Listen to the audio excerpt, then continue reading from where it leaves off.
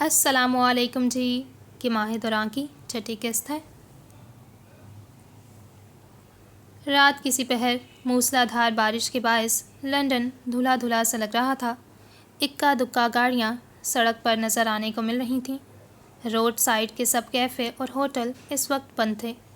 گیلی سڑک پر بھاری بوٹوں کے قدم پانی کا ہلکا سا شور مچا رہے تھے۔ سیاہ ہڈ اور رات کی سیاہی نے اسے اپنے اندر چھپا رکھا تھا۔ ہڈ سر پر ہونے کے باعث اس کی آنکھیں ڈھکی تھیں، جبکہ باقی کا چہرہ اس نے سیاہ ماسک سے چھپا رکھا تھا۔ ہاتھ ہڈ کی جیبوں میں سے وہ ہر فکر سے آزاد سکون سے قدم اٹھاتا اپنی منزل کی جانب بڑھ رہا تھا۔ سڑک کے کنارے بنے بینچ کے پاس سے گزرتے اس پر بیٹھی بلی سیاہی میں ڈوبے نفوس کو دیکھتی چھلانگ لگائے بینچ سے اتر کر مخالف سمت بھاگ گئی۔ سر کو جنبش دیے اس نے بھاگتی بلی کو دیکھا، پھر نظریں واپس موڑ لیں۔ ٹیلی فون بوتھ کے نزدیک پہنچ کر قدم سست پڑے تھے۔ مکمل رک کر اس نے گردن گھمائے ایک مرتبہ اپنے پیچھے دیکھا، پھر واپس گردن موڑے ایک نظر سامنے دوڑائی۔ سڑک خالی تھی۔ چند قدم اٹھاتا وہ ٹیلی فون بوتھ کے بائیں جانب کھڑا ہوا۔ وزن ایک ٹانگ پر ڈالے وہ بوتھ سے ٹیک لگائے کھڑا ہوا۔ بوتھ کے اندر جلتی روشنی بھی اس کی سیاہی نہیں مٹا پا رہی تھی۔ 15 منٹ ماں سوائے ایک گاڑی کے گزرنے کے مکمل خاموشی چھائی رہی، جیسے وقت رکا ہو، جیسے پوری دنیا سو رہی ہو۔ پورے 15 منٹ کے بعد ایک طرف سے گیلی سڑک پر پڑتے قدموں کی آواز نے ماحول کا سکوت خراب کیا۔ قدموں کی آواز اس کی جانب بڑھ رہی تھی، لیکن وہ ٹیک لگائے سر جھکائے کھڑا رہا۔ قدموں کی آواز بالکل اس کے نزدیک پہنچ کر رک گئی۔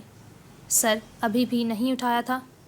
میں اب تمہاری بات نہیں مان سکتا، میں تھک چکا ہوں۔ اس کا لہجہ تھکا ہوا لگ رہا تھا۔ آواز چیختی ہوئی سرگوشی نما تھی۔ سر ابھی بھی نہیں اٹھا تھا۔ بس کر دو، یہ کھیل ختم کر دو، میں مزید یہ نہیں کر سکتا۔ خاموشی۔ اب کی مرتبہ وہ بالکل اس کے سامنے کھڑا ہوا تھا۔ میری زندگی بے سکون ہو چکی ہے، میں رات میں سو نہیں پاتا، تمہارے اس کھیل نے میرا سکون برباد کر دیا ہے۔ خاموشی۔ یہ خاموشی اب مقابل کو غصہ دلا رہی تھی، لیکن وہ کچھ نہیں کر سکتا تھا سوائے ہاتھوں کی مٹھیاں بنانے کے، سوائے دانت کچکچانے کے۔ تم سن رہے ہو؟ بات پوری ہونے سے پہلے اس نے سامنے والے کے ہاتھ کی حرکت دیکھی۔ بات وہیں ہوا میں معلق رہ گئی۔ آنکھیں اس کے ہاتھوں پر جم گئیں۔ ہاتھ ہوڈی کی جیب سے نکال کر سابقہ سکون کے ساتھ ٹیک لگائے ہاتھ اس کی جانب بڑھایا۔ چھوٹا سا لفافہ اس کے سیاہ گلوز والے ہاتھ میں دیکھتے اس نے آنکھیں زور سے میچ کر کھولی تھیں۔ نہ چاہتے ہوئے بھی اس نے وہ لفافہ تھاما۔ اب کی مرتبہ مقابل سیاہی میں ڈوبے نفوس نے ٹیک چھوڑی۔ ہڈ کے نیچے سے سامنے والے کے سہمے اور تھکے تاثرات ملاحظہ کیے، پھر اسی خاموشی سے قدم واپسی کے لیے بڑھائے۔ چند قدم ہی اٹھائے تھے جب ہڈ کے سر پر کسی کا ہاتھ محسوس کرتا وہ رکا۔ ایک گہری سانس بھری، پھر پلک جھپکنے سے پہلے اس نے دونوں ہاتھ اوپر کیے، اس ہاتھ کو تھاما، اور ایک جست میں مڑتا اس کا بازو بھی ساتھ مڑوڑ چکا تھا۔ مقابل کی چیخ بے ساختہ تھی۔ کڑک کی آواز بتا رہی تھی کہ بازو اپنی جگہ سے ہل چکا تھا۔ چہرے پر تکلیف کے تاثرات نمودار ہوئے تھے۔ انتہائی سکون سے اس کا بازو چھوڑتا وہ ایک قدم پیچھے ہوا، جیسے ابھی کچھ سیکنڈ پہلے اس نے اس کا بازو نہ توڑا ہو، بلکہ ہلکی سی تھپکی دی ہو۔ سر نفی میں ہلایا تھا، جیسے اس کی تکلیف پر افسوس کر رہا ہو۔ مقابل اپنا بازو تھامے تکلیف سے ذرا سا جھکا، ایڑیوں پر واپس مڑتا وہ آگے بڑھا۔ ٹوٹے بازو والے نے درد سے آہ بھرتے نظریں اٹھائے اس کی پشت کو دیکھا۔ اسٹریٹ لائٹ میں اس کی ہڈ پر بنا مراکو کا سرخ جھنڈا اس نے اچھے سے دیکھا تھا۔ وہ یہی ہڈ پہن کر اس سے ملنے آتا تھا۔ وہ اس ہڈ کو جانتا تھا، وہ اس کے مالک کو بھی جانتا تھا۔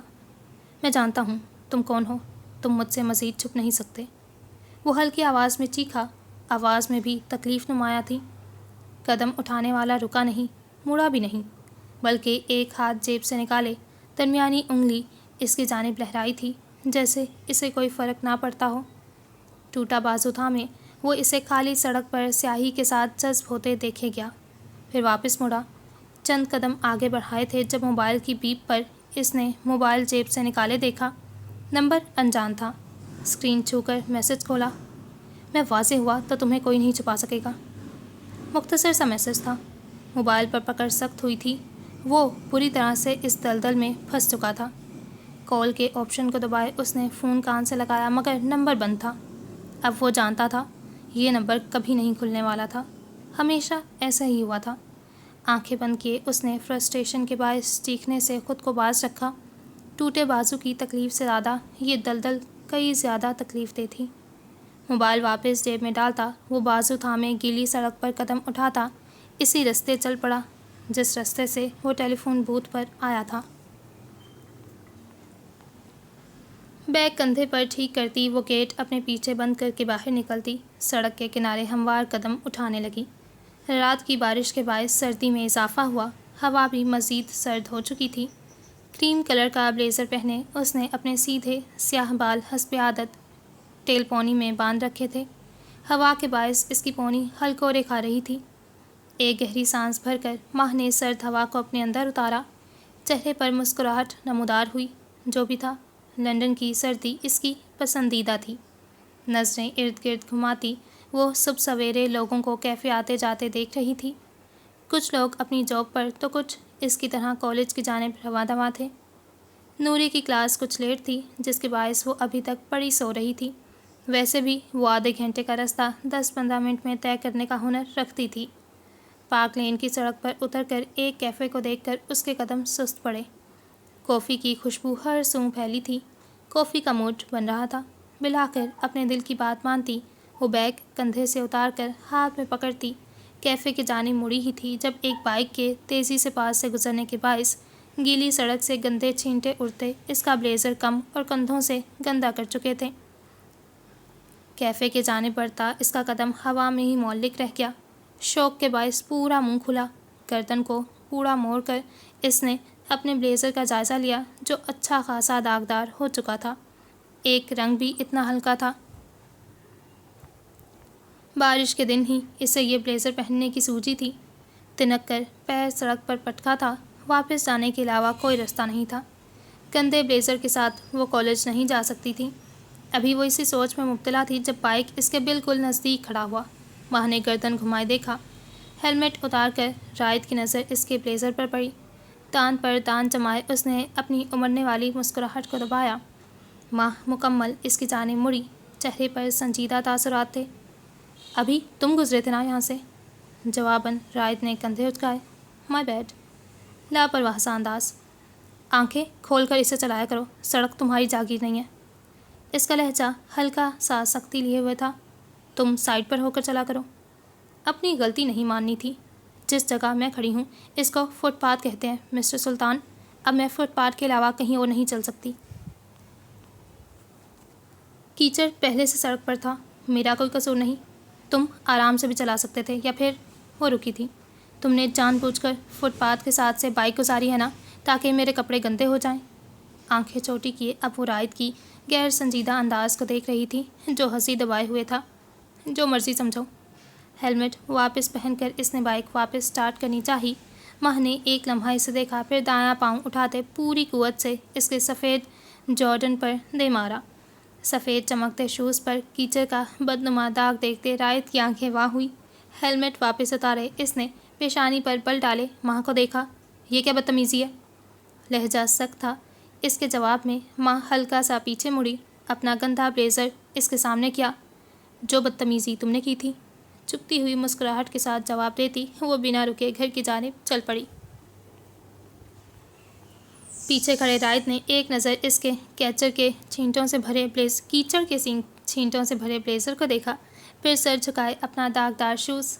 چہرے پر مسکراہٹ نمودار ہوئی تھی جس پر سر نفی میں ہلاتا وہ بھی ہیلمٹ واپس رکھتا گھر کی جانب بائک بڑھا گیا۔ آج پھر سے محفل جمی تھی۔ پھر سے 9 لوگ آمنے سامنے بیٹھے تھے۔ پھر سے فضا میں تناؤ سا چھایا تھا لیکن پچھلی مرتبہ کی نسبت تناؤ کچھ کم تھا۔ ماہ دوران اپنے لیپ ٹاپ میں سر دیے خاموشی سے بیٹھی تھی جبکہ ڈین اور ذکی آپس میں کچھ ڈسکس کر رہے تھے۔ حیرت انگیز طور پر آج رائد بھی گروپ اسٹڈی میں حصہ لے رہا تھا جو اس وقت ریا، فلورا اور آمنہ کو لیپ ٹاپ سے کچھ سمجھانے کی کسی حد تک کامیاب کوشش کر رہا تھا، جس میں آمنہ اس کی مدد کر رہی تھی۔ باقی کے لوگ بھی اپنی اپنی جگہ خاموشی سے پڑھائی میں مصروف تھے۔ جو بھی تھا وہ سب پڑھائی کو سنجیدگی سے لیے ہوئے تھے۔ ایگزامز میں محض 2 ماہ رہ چکے تھے۔ یہ پوائنٹ مجھے بھی کافی کنفیوز کر رہا ہے۔ آمنہ لیپ ٹاپ کی اسکرین کو دیکھتے بولی، ماہدرہ ہماری مدد کر سکتی ہو اس ٹاپک میں؟ فلورا کی آواز پر ماہ نے سر اٹھائے سے دیکھا، پھر سر اس بات میں ہلائے اپنی جگہ سے اٹھی۔ درمیان میں بیٹھے رائد نے ایک نظر ماہ کو دیکھا، پھر کرسی ذرا سے کھسکاتا کھڑا ہوا۔ ماہ نے ایک نظر خالی کرسی کو دیکھا، پھر خاموشی سے رائد کی چھوڑی کرسی سنبھالی۔ اپنے پیچھے وہ رائد کی موجودگی محسوس کر سکتی تھی، جو کرسی پر ہاتھ رکھے ذرا سا آگے کی جانب جھکا تھا۔ گہری سانس کھینچتی وہ لیپ ٹاپ میں کھلے ٹاپک کی جانب متوجہ ہوئی۔ چند لمحوں کے بعد غیر محسوس انداز میں باقی سب بھی ان کے ساتھ کرسیاں جوڑے اب ماہ کو سن رہے تھے، جو پوری توجہ سے انہیں سمجھانے میں مصروف تھی۔ درمیان میں وہ کبھی رک کر ان سے سوال بھی پوچھ لیتی کہ آیا کہ وہ کچھ سمجھ بھی رہے ہیں یا نہیں۔ میرے خیال میں بس اتنا کافی ہے، اس کے باوجود کچھ مس ہو گیا تو ڈسکس کر سکتے ہیں۔ لیپ ٹاپ کی اسکرین آرام سے بند کیے اس نے سب کی جانب دیکھا۔ سب نے سر اس بات میں ہلائے تھے۔ رائد اپنی جگہ سے ہلتا بالکل سامنے خالی کرسی پر براجمان ہوا۔ ماہ نے بایاں ہاتھ اٹھائے نرمی سے لیپ ٹاپ اس کی جانب گھسیٹ دیا۔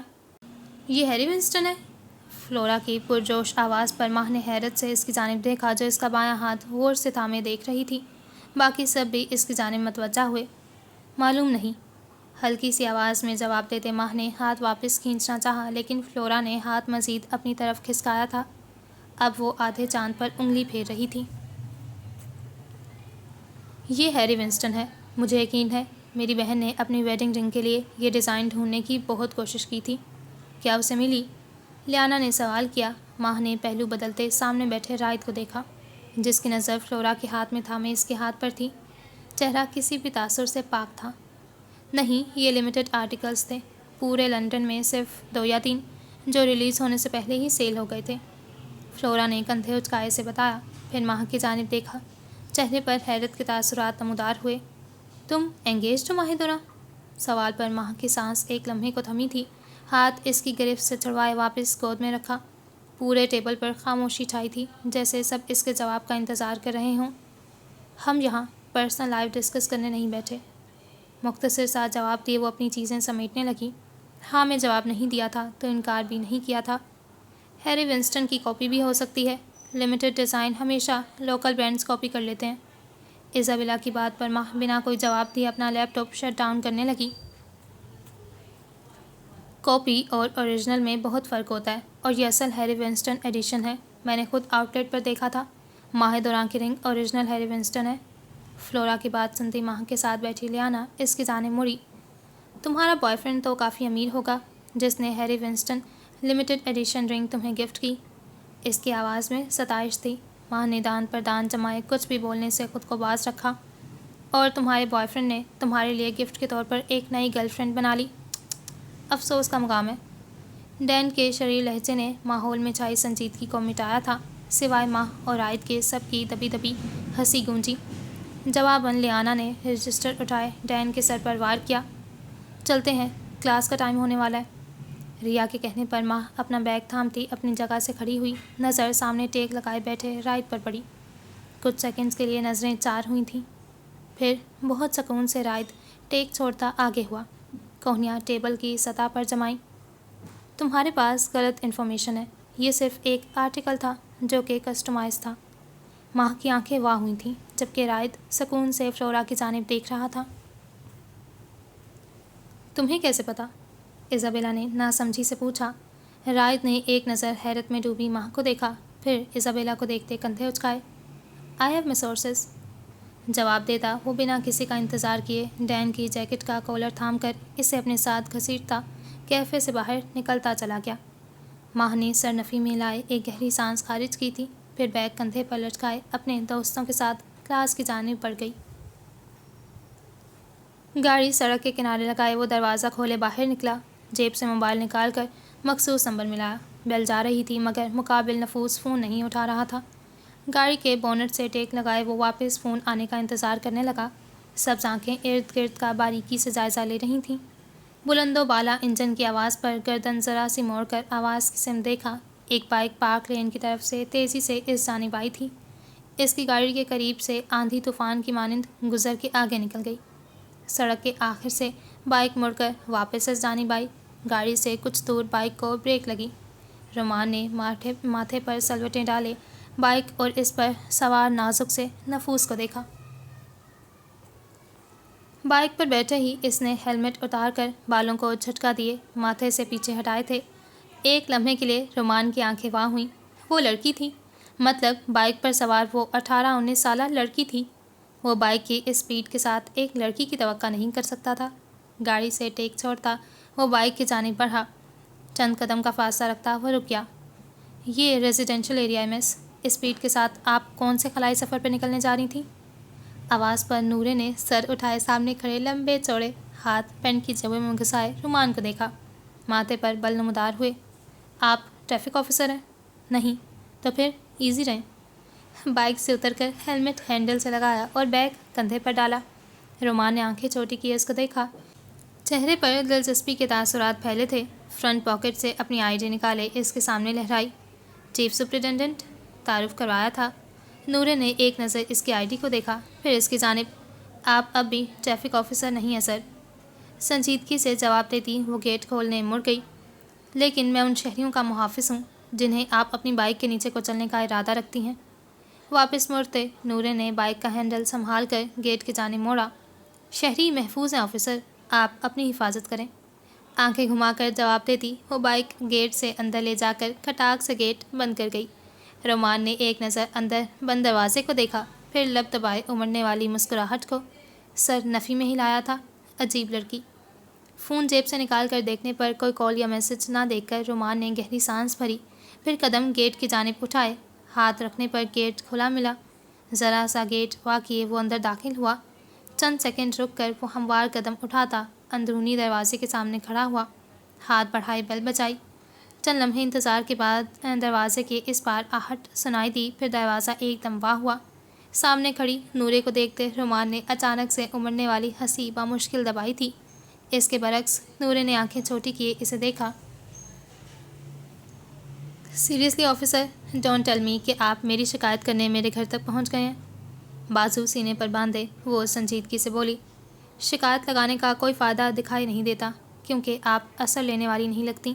بالکل صحیح پہچانا۔ تھوڑی اوپر اٹھی تھی۔ رومان نے سر نفی میں ہلایا۔ کون ہے نورے؟ پیچھے سے آتی آواز پر دونوں کی نظر دروازے کی جانب بڑھتی ماہ دوراں پر پڑی۔ آفیسر؟ وہ رکی تھی۔ رخ واپس رومان کی جانب موڑا۔ کیا نام تھا آپ کا؟ نورے کے سوال پر رومان نے ذرا سی حیرت سے اس کو دیکھا۔ ابھی چند منٹ پہلے تو اس کا آئی ڈی دیکھا تھا اس نے۔ رومان آپ کب آئے؟ ماہ اسے دیکھتی فوراً آگے بڑھی تھی۔ آواز میں حیرت تھی۔ نورے نے ناسمجھی سے اسے دیکھا۔ فون کو ہمہ وقت سائلنٹ پر رکھنے کی عادت سے پرہیز کرو ماہ دوراں۔ اس کی ہلکی سی تنبیہ پر ماہ خسیانی سے مسکرائی۔ تم انہیں جانتی ہو؟ نورے کے سوال پر ماہ نے اسے دیکھا جو چہرے پر ناسمجھ تاثرات لیے کھڑی تھی۔ یہ رومان ہے، ہاتھ کے دوست، میں نے بتایا تھا تمہیں۔ اوہ تو آپ رومان ہیں، آفیسر رومان۔ رومان نے سر اس بات میں ہلایا۔ رومان یہ نورے ہے، میری چھوٹی بہن، ماہ نے تعارف کروایا۔ نورے، ویل نورے، nice to meet you. Rumaan اسے دیکھتے ہلکی مسکراہٹ کے ساتھ بولا، وش آئی کوڈ سے دا سیم۔ جواب دیتی وہ بنا کسی کو دیکھے وہیں سے مڑ گئی۔ ماہ نے آنکھیں کھولے اسے دیکھا، پھر گلا صاف کیے رومان کو دیکھا۔ معذرت، وہ بس ایسی ہے۔ رومان سر نفی میں ہلائے ہلکا سا مسکرا دیا۔ اٹس اوکے، آپ پلیز اندر آئیں۔ وہ دروازے سے ہٹ کر کھڑی ہوئی۔ رومان نے ایک نظر اسے دیکھا، پھر سر ہلاتا گھر میں داخل ہو گیا۔ تمہاری مدر نظر نہیں آ رہی؟ کافی کا کپ ٹیبل سے اٹھاتا وہ سامنے صوفے پر بیٹھی ماہ کو دیکھتا بولا۔ نورے اس کے ساتھ بیٹھی ٹانگ پر ٹانگ چڑھائے فون پر مصروف تھی۔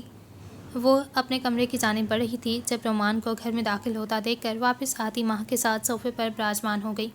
اب اپنی بہن کو اکیلے تو نہیں چھوڑ سکتی تھی۔ ماما اس وقت عموماً انسٹیٹیوٹ ہوتی ہیں، ان کے فائنل پروجیکٹس چل رہے ہیں جس کے لیے انہیں مختلف ہوٹل اور کیفے میں اپنی اسائنمنٹ مکمل کرنی ہوتی ہیں۔ تفصیلی جواب پر رومان نے سر ہلایا۔ میری آج صبح ہی واپسی ہوئی شیفیلڈ سے۔ آج آف تھا میرا، اس لیے میں نے سوچا ہمیں اس بیکری کو ڈھونڈنے نکلنا چاہیے جس کے لیے میں تمہیں پک کرنے آیا تھا۔ رومان کی بات پر نورے فون بند کرتی سیدھی ہو کر بیٹھی۔ میں ریڈی ہوں، ماں نے جواب دیا۔ میں بھی چلوں گی، نورے نے فوراً حصہ ملایا۔ ماں اور رومان نے ایک ساتھ اسے سنجیدگی سے دیکھا۔ واٹ؟ میں بھی چاہتی ہوں ہاتھ جلد از جلد واپس آ جائے، اس لیے میں بھی چلوں گی۔ ان دونوں سے پہلے وہ اپنی جگہ سے کھڑی ہوئی تھی۔ ماں نے سرنفی میں ہلایا۔ آل رائٹ، میں گاڑی میں انتظار کر رہا ہوں۔ کپ واپس ٹیبل پر رکھ کر وہ کھڑا ہوتا دروازے کی جانب بڑھ گیا۔ مے فیئر اور پارک لین کے درمیان، یہی بتایا تھا نا ہاتھ نے؟ نظر روڈ پر رکھے رومان نے ساتھ بیٹھی ماں سے پوچھا۔ ہاں، اور وہ بیکری روڈ سائڈ پر نہیں تھی۔ پارک لین اور مے فیئر میں ڈھیروں بیکریاں ہیں، ایسے میں وہ بیکری کیسے ڈھونڈ پائیں گے؟ پچھلی سیٹ پر بیٹھی نورے آگے ہو کر بولی۔ ماں اپنی جگہ پر مڑ کر بیٹھی۔ اب رخ رومان اور نورے کی جانب تھا۔ کوشش کرتے ہیں نورے، کچھ نہ کچھ تو مل ہی جائے گا۔ اگر بیکری روڈ سائڈ پر نہیں ہے تو تلاش اتنی مشکل نہیں، ہمیں صرف اسٹریٹ شاپس میں اس بیکری کو ڈھونڈنا ہے۔ رومان کی بات پر ان دونوں نے سر اس بات میں ہلایا تھا۔ پارکنگ میں گاڑی کھڑی کرتا وہ باہر نکلا۔ ماں اور نورے نے بھی اس کی پیروی کی۔ کچھ قدم پر ایک بیکری تھی۔ رومان نے ایک نظر ان دونوں کی جانب دیکھا، پھر انہیں اپنے پیچھے آنے کا اشارہ کیا۔ ماں نے نورے کا ہاتھ مضبوطی سے تھاما تھا۔ ریلیکس ماں۔ اس کی ہاتھ کو تھپکی دیتی وہ ہلکا سا مسکرائی تھی۔ بیکری میں داخل ہوئے وہ رومان کے ساتھ کاؤنٹر پر کھڑی ہوئی۔ جی سر، کیا مدد کر سکتا ہوں؟ کاؤنٹر پر موجود لڑکا رومان کو دیکھتے بولا۔ کتنے عرصے سے ہو یہاں تم؟ رومان کے سوال پر لڑکے نے ناسمجھی سے اسے دیکھا۔ دراصل ہم ایک چھوٹا سا سروے کر رہے ہیں، لندن کی مختلف بیکنگ شاپس میں جا کر ان کا کام، تجربہ وغیرہ جیسی معلومات اکٹھی کر رہے ہیں۔ ذرا سا تعاون کی ضرورت ہے۔ رومان کی کہانی پر نورے نے ناک چڑھائے بے یقینی سے اسے دیکھا۔ وہ آفیسر تھا، اپنی آئی ڈی دکھا کر بھی کام نکلوا سکتا تھا۔ جی ضرور سر، میں یہاں 1 سال سے ہوں، لڑکے نے سمجھتے ہوئے جواب دیا۔ یہاں کوئی ایسا ورکر جو ذرا پرانا ہو، 3 یا 4 سال سے؟ رومان کے سوال پر لڑکے نے سر نفی میں ہلایا۔ اس بیکری کو کھلے محض 1 سال ہی ہوا ہے ابھی سر۔ ایک ساتھ تینوں نے کندھے ڈھلکے تھے۔ لڑکے سے ہاتھ ملا کر شکریہ ادا کرتا رومان ان دونوں کے ساتھ بیکری سے باہر نکلا۔ ماں کے چہرے پر مایوس کن تاثرات کی جھلک سی نمودار ہوئی۔ ابھی شروعات ہے ماہدرہ، ابھی سے مایوس نہیں ہونا۔ رومان نے آگے کھڑے ہوئے رخ موڑ کر اسے مخاطب کیا۔ نہیں، میں مایوس نہیں ہوں۔ کیا آپ سیدھا سیدھا نہیں پوچھ سکتے؟ آپ کے پاس اتھارٹی ہے آخر؟ نورے کی دھن الگ تھی۔ کچھ چیزوں کی اجازت قانون نہیں دیتا لٹل مس۔ جواب دیتا وہ رخ موڑے قدم اٹھاتا اگلی بیکری کی جانب بڑھا۔ نورے نے آنکھیں گھمائے ماں کا ہاتھ تھاما تھا اور اب وہ دونوں رومان کے قدم پر قدم رکھتی ایک سے دوسری بیکری میں خوار ہو رہی تھیں۔ لانگ روم میں ہر سو سگریٹ کے دھوئیں کے مرگولے چھائے تھے۔ دیوار پر بڑی سی اسکرین چل رہی تھی جس پر کسی ویڈیو گیم کو روکا گیا تھا۔ آنکھیں بند کیے صوفے کی پشت پر سر رکھے وہ ایک کے بعد ایک سگریٹ کا کش بھر رہا تھا۔ ٹانگیں بوٹوں سمیت سینٹرل ٹیبل پر رکھی تھیں۔ بال لاپرواہی سے ماتھے پر بکھرے پڑے تھے۔ بند آنکھوں کے باوجود معلوم ہو رہا تھا جیسے وہ سوچوں کے محو میں کہیں دور کھویا ہو۔ رائد؟ نرم سی آواز پر ایک ہلکی سی مسکراہٹ اس کے لبوں پر نمودار ہوئی۔ سگریٹ والا ہاتھ نامحسوس انداز میں نیچے گرا لیا۔ میں کچھ سوچ رہی ہوں رائد۔ وہ اس کے بائک پر اپنی جانب رخ کیے بیٹھی تھی جبکہ وہ اس کے سامنے کھڑا اسے دیکھ رہا تھا۔ کیا؟ وہ کچھ لمحے رکی پھر سرنفی میں ہلا گئی۔ کچھ نہیں۔ رائد نے آنکھیں چھوٹی کیے اسے دیکھا۔ کیا کہنا چاہتی ہو؟ ماں نے گود میں رکھے ہیلمٹ کے گرد بازو باندھے چند لمحے مزید اسے دیکھا۔ تم وہاں جا کر بدلو گے تو نہیں نا؟ لہجے میں اندیشہ تھا، کچھ کھو جانے کا ڈر تھا۔ رائد نے ماتھے پر بل ڈالے اسے دیکھا، پھر سر نفی میں ہلائے ہنس دیا۔ ایسا کیوں لگا تمہیں یار؟ معلوم نہیں، بس ایسے ہی خیال آ گیا۔ تم وہاں نئے لوگوں سے ملو گے، نئے دوست بناؤ گے، ایسے میں اگر تم پرانے رشتے بھول گئے تو؟ بظاہر وہ مسکرا رہی تھی لیکن رائد جانتا تھا یہ مسکراہٹ پھیکی تھی۔ یہ مسکراہٹ اس کی ماہ دوران کی نہیں تھی۔ یہ مسکراہٹ اس کی بھوری آنکھوں میں چمک نہیں لا رہی تھی۔ وہ 2 قدم اٹھا کر اس کے عین سامنے کھڑا ہوا۔ ماں نے گردن اٹھائے اس کی آنکھوں میں دیکھا۔ میں تمہیں اجازت دیتا ہوں ماہدرہ کہ جس دن میں اپنے وعدے سے پھر گیا، جس دن تم سے بے وفائی کر گیا، اسی لمحے مجھے ختم کر دینا۔ میں تم پر اپنا خون معاف کرتا ہوں۔ اس کا لہجہ پختہ تھا، وہ سچ بول رہا تھا۔ ماں نے حیرت سے اسے دیکھا، پھر سر نفی میں ہلاتی ہنس دی۔ اور میں خود کو کیسے معاف کروں گی؟ تم حق پر ہوگی، تمہارے ساتھ بے وفائی کی سزا اس سے کم نہیں۔ مسکراہٹ ڈھل چکی تھی۔ ماہ نے سنجیدگی سے اسے دیکھا۔ رائد اس کے دیکھنے پر ہلکا سا ہنس دیا، پھر ہیلمٹ پر دھرا اس کا ہاتھ تھام کر اپنے سینے پر رکھا۔ ایک بات یاد رکھ لو ماہ دوران کہ جب تک رائد سلطان زندہ ہے، اس کا دل صرف تمہارے لیے دھڑکے گا۔ مجھے تم پر یقین ہے، لیکن ہر ایک لڑکی کی طرح میں بھی بس انسیکیور ہو رہی تھی۔ اس سب میں ہمارا اختیار نہیں ہے۔ کندھے اچکائے تھے۔ رائد نے اس کا ہاتھ ہلکا سا دبایا۔ میں سمجھ سکتا ہوں، اور میں ہر مرتبہ تمہیں یقین دلانے کے لیے تیار ہوں۔ میں تمہاری انسیکیورٹی سے بیزار نہیں ہوں گا۔ تم بہت اچھے ہو رائد، ایک بہت اچھے پارٹنر۔ رائد سر خم کرتا مسکرایا تھا۔ جانتا ہوں۔ ہاتھ چھوڑ کر ہیلمٹ اس کی گود سے اٹھا کر اس کے سر پر رکھا۔ You are full of yourself. No, I am full of yourself, مسکرا کر کہتا وہ بائک پر سوار ہو گیا۔ باخدا میرے پھیپھڑے 30% تو پکا آج ختم ہو گئے ہوں گے۔ کھانسنے کی آواز پر رائد نے آنکھیں وا کے ارد گرد کا جائزہ لیا۔ سگریٹ جل کر چھوٹے ٹکڑے کی صورت اس کی انگلیوں میں پھنسا تھا۔ سرنفی میلائے ٹیک چھوڑ کر رائد نے سگریٹ ایش ٹرے میں پھینک دیا۔ نظریں گھما کر کھڑکی کا پردہ پیچھے کر کے کھڑکی کھولتے ڈین کو دیکھا۔ او بھائی، میرا انٹرنل سسٹم بہت نازک ہے، میری موجودگی میں یہ دھوئیں مت اڑایا کر۔ ٹیبل سے پانی کی بوتل اٹھا کر منہ سے لگائے آدھی خالی کرنے کے بعد وہ بولا، تم کب آئے؟ سوال کیا تھا۔ پچھلے 15 منٹ سے فلیٹ کی کھڑکیاں اور دروازے کھول رہا تھا تاکہ ہم دونوں مزید کچھ سال زندہ رہ لیں۔ ریموٹ تھام کر وہ اسکرین کے سامنے پڑے کشن پر ڈھیر ہو گیا۔ میں کچھ دیر اکیلے رہنے آیا تھا۔ تم نے اپنی چونچ ضرور شامل کرنی ہوتی ہے ہر جگہ۔ اس کے بیزار لہجے پر ڈین نے گردن موڑ کر اسے دیکھا۔ تمہارے آباء و اجداد کا فلیٹ نہیں ہے یہ، میرے باپ کی حلال کمائی بھی شامل ہے اس میں۔ یہ الگ بات ہے ان کو معلوم نہیں۔ اپنی بات پر وہ خود ہی کھسیانی ہنسی ہنسا تھا۔ رائد نے سنجیدگی سے اسے دیکھا۔ میں آج ہی پاس کو تبدیل کر دوں گا۔ فلیٹ کے کاغذات میرے پاس ہیں سلطان صاحب، مزے سے جواب دیتا وہ مڑ کر ویڈیو گیم پر مصروف ہو گیا۔ رائد نے ایک نظر اس کے سر کی پشت کو دیکھا، پھر سرنفی میں ہلاتا اپنی جگہ سے کھڑا ہوا، قدم اوپن کچن کی جانب بڑھائے تھے۔ سینڈوچ ود ایکسٹرا چیز، تھینک یو سلطان۔ نظریں اسکرین پر جمائے ہی حکم صادر کیا۔ رائد نے پاس پڑے صوفے سے کشن اٹھائے پوری قوت سے اس کے سر پر دے مارا۔ سر پکڑے ڈین نے آنکھیں وا کیے اسے دیکھا۔ جوس بھی ساتھ میں لانا، اب سر چکرا رہا ہے میرا۔ ڈین کی ذات پر کسی چیز کا اثر ہونا ناممکن تھا۔ سینٹرل لندن کی پوش بلڈنگ میں یہ فلیٹ رائد اور ڈین کی ملکیت تھی، جو انہوں نے کالج میں ایڈمیشن کے بعد خریدا تھا، جس کے بارے میں ان کے گھر والے لا علم تھے۔ یہ جگہ ان کی فرار تھی، یہ جگہ ان دونوں کی دوستی کی گواہی تھی، یہ جگہ محض ڈین اور اس کے سلطان کی تھی۔ شام کا دھندلکا ہر سو چھا چکا تھا، لندن کی روشنیوں میں اضافہ ہو چکا تھا اور رونق 2 گنا بڑھ چکی تھی۔ بند ریسٹورنٹ اور کیفے بھی سب کھل چکے تھے۔ گاڑی کے بونٹ پر بیٹھے اس کی نظریں ارد گرد کی رونق کا جائزہ لینے میں مصروف تھیں۔ سیاہ ہوڈ کے ساتھ سیاہی جینز پہن رکھی تھی۔ اکتوبر کے اوائل دن تھے، سردی کے باعث ہوڈ سر پر رکھا ہوا تھا، چہرے پر تھکاوٹ واضح تھی۔ پارک لین کی ساری بیکریاں چھاننے کے باوجود کچھ نہیں مل سکا تھا، اور اب وہ مے فیئر کی تمام بیکریاں کھوجنے کا ارادہ رکھتے تھے۔ یہ ارادہ صرف رومان کا تھا، جس پر ماہ نے سر اس بات میں ہلایا تھا، جبکہ اس کا اترا چہرہ دیکھ کر ماہ نے اسے کچھ دیر گاڑی میں ہی رہنے کا بولا تھا۔ چند لمحے مصروف سڑک دیکھنے کے بعد نورے نے جینز کی جیب سے موبائل نکالا۔ ڈین کا نمبر نکال کر وہ چند سیکنڈ رکی تھی، پھر کال ملا دی۔ بیل مسلسل جا رہی تھی لیکن اس نے فون نہیں اٹھایا۔ بیل بند ہو گئی اور اس کے ساتھ ہی نورے کا چہرہ مزید اتر گیا۔ فون کان سے ہٹا کر اس نے واپس جیب میں ارس دیا۔ 1 ہفتے سے زیادہ کا وقت ہو چکا تھا۔ ڈین نے اسے دوبارہ بلایا نہیں تھا۔ کالج میں دیکھ کر وہ یوں نظر انداز کرتا تھا جیسے جانتا ہی نہ ہو۔ وہ آج سے پہلے ایسے ناراض نہیں ہوا تھا، بلکہ وہ تو کبھی ناراض ہی نہیں ہوا تھا۔ اب جب کہ وہ خفا تھا تو نورے کو اچھا نہیں لگ رہا تھا۔ وہ پرواہ کرنے والوں میں سے نہیں تھی، لیکن بہت گنے چنے لوگوں کے لیے اس کا دل بہت نرم تھا، اور ان لوگوں میں ڈین بھی شامل ہوتا تھا۔ کب، کیسے اور کیوں، ان سب کا جواب نہیں تھا، بس تھا تو تھا۔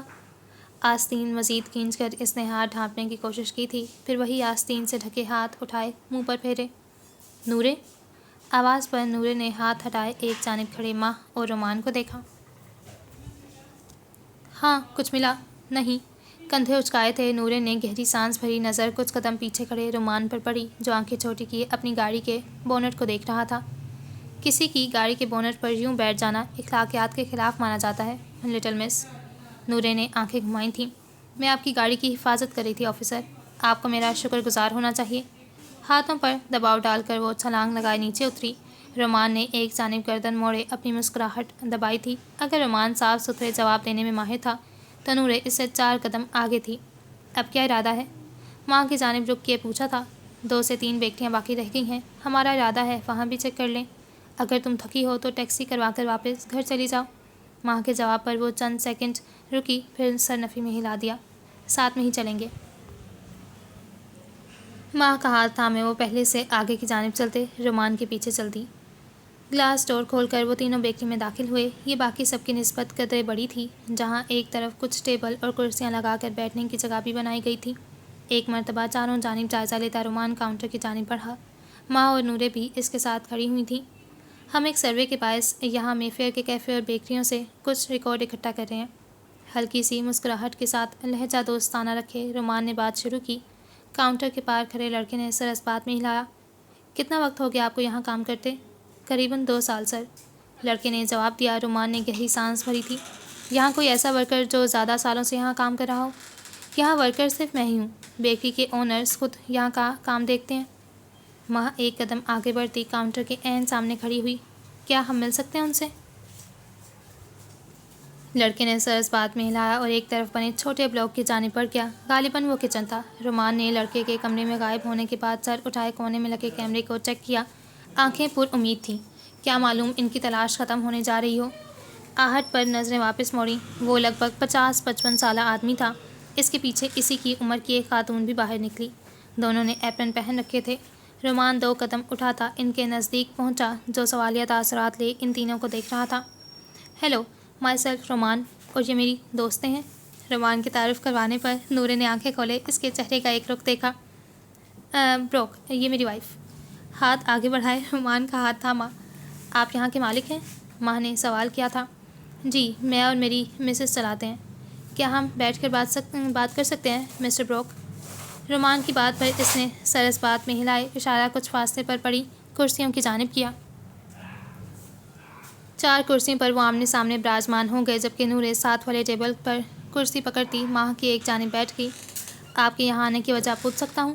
مسٹر بروک کے سوال پر رومان کوہنیاں میز پر رکھتا ذرا سا آگے کی جانب جھکا۔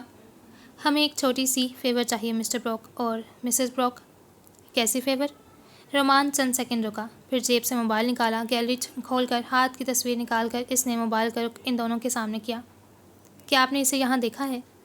مسٹر اور مسز بروک نے آنکھیں چھوٹی کیے تصویر کو بغور دیکھا۔ چند سیکنڈ تصویر کھوجنے کے بعد دونوں نے بیک وقت سر نفی میں ہلایا۔ معذرت، لیکن پہلے کبھی دیکھا نہیں ان کو۔ غور کریں سر، ہو سکتا ہے دیکھ رکھا ہو لیکن یاد نہ آ رہا ہو۔ ماں نے بے چینی سے پہلو بدلے انہیں مخاطب کیا۔ یہ ہمارا کسٹمر نہیں لگتا، کیونکہ انہیں ہم یاد رکھتے ہیں، اور اگر آج کل کی بات کی جائے تو بھی اسے یہاں نہیں دیکھا۔ مسز بروک ہلکی اور نرم آواز میں بولی تھیں۔ آج کل نہیں، 3 سال پہلے۔ رومان کے بات پر بروک نے بھویں اچکائے اسے دیکھا۔ ایک دن میں 20 لوگ یہاں آتے ہیں اور شام تک آدھوں کی شکل ہم بھول جاتے ہیں، کجا کے 3 سال پہلے آئے انسان کو کیسے یاد رکھ سکتے ہیں؟ اگر آپ نہیں تو آپ کے کیمرے تو یاد رکھ سکتے ہیں مسٹر بروک۔ کب کی چپ نوری نے پہلی مرتبہ گفتگو میں حصہ لیا تھا۔ رومان نے سنجیدگی سے اس کی جانب دیکھا۔ اتنی جلد بازی نہیں کرنی تھی۔ کیسی بات کر رہی ہیں آپ؟ ہم کیمرے کا ریکارڈ نہیں دکھا سکتے۔ مسٹر بروک کی آنکھیں مزید چھوٹی ہوئی تھیں، ماتھے پر بل واضح ہوئے۔ ہمیں آپ کی مدد کی ضرورت ہے سر، پلیز۔ ماں کا التجائی ہوا تھا۔ مسز بروک نے بغور اس کی آنکھوں میں دیکھا۔ دیکھیں، ہم کہہ تو چکے ہیں کہ ہم نے تصویر میں موجود شخص کو کبھی یہاں نہیں دیکھا، تو پھر کیسی مدد؟ وہ اور کچھ بولتا، لیکن اس سے پہلے اس کی بیوی نے اپنا ہاتھ اٹھائے اس کے ہاتھ پر رکھتے چپ کروا دیا، پھر نظریں ماں کی جانب کر لیں۔ پوری بات بتاؤ۔ مسز بروک کے بولنے پر ماں نے ایک نظر رومان اور نورے کو دیکھا، پھر سر اس بات میں ہلایا۔ یہ تصویر میں موجود لڑکا میرا بھائی ہے، اور یہ جیل میں ہے۔ بنا کسی جرم کے اس پر الزام لگایا گیا، اور جس وقت واردات ہوئی وہ وہاں موجود ہی نہیں تھا۔ اس کے مطابق وہ اس وقت بیکری میں تھا۔ وہ رکی تھی۔ وہ 3 سال سے جیل میں ہے۔ وہ بیکری کا نام پتہ سب بھول گیا ہے۔ ہم پارک لین کی تمام بیکریاں کھوجنے کے بعد یہاں تک پہنچے ہیں۔ آپ کے کیمرہ ریکارڈ سے ہمیں کوئی ثبوت مل جائے گا جس کی بنیاد پر ہم اپنے بھائی کے کیس کو دوبارہ کھولنے کی کوشش کر سکیں گے۔ لیکن اگر وہ یہاں آیا ہی نہ ہوا، یہ تو کوئی نہیں جانتا۔ مسز بروک کی بات پر ماں نے آنکھیں میچ کر کھولیں۔ اگر وہ یہاں آیا ہوا تو؟ اور اگر وہ یہاں آیا ہوا تو؟ اس لیے تو ہم کیمرہ ریکارڈ چیک کرنا چاہتے ہیں تاکہ ہمیں ہمارے بھائی کے حق میں کچھ مل سکے۔ نورے ذرا سی آگے جھک کر بولی، اس سب کا فائدہ نہیں ہے، ضروری نہیں وہ اسی بیکری میں آیا ہو، کسی اور میں بھی تو جا سکتا ہے۔ بروک کی سوئی وہیں اٹکی تھی۔ نورے نے دانت کچکچائے تھے۔ ذرا سا دائیں جانب جھک کر اس نے رومان کو متوجہ کیا۔ آپ کے پاس ID یا گن نہیں ہے؟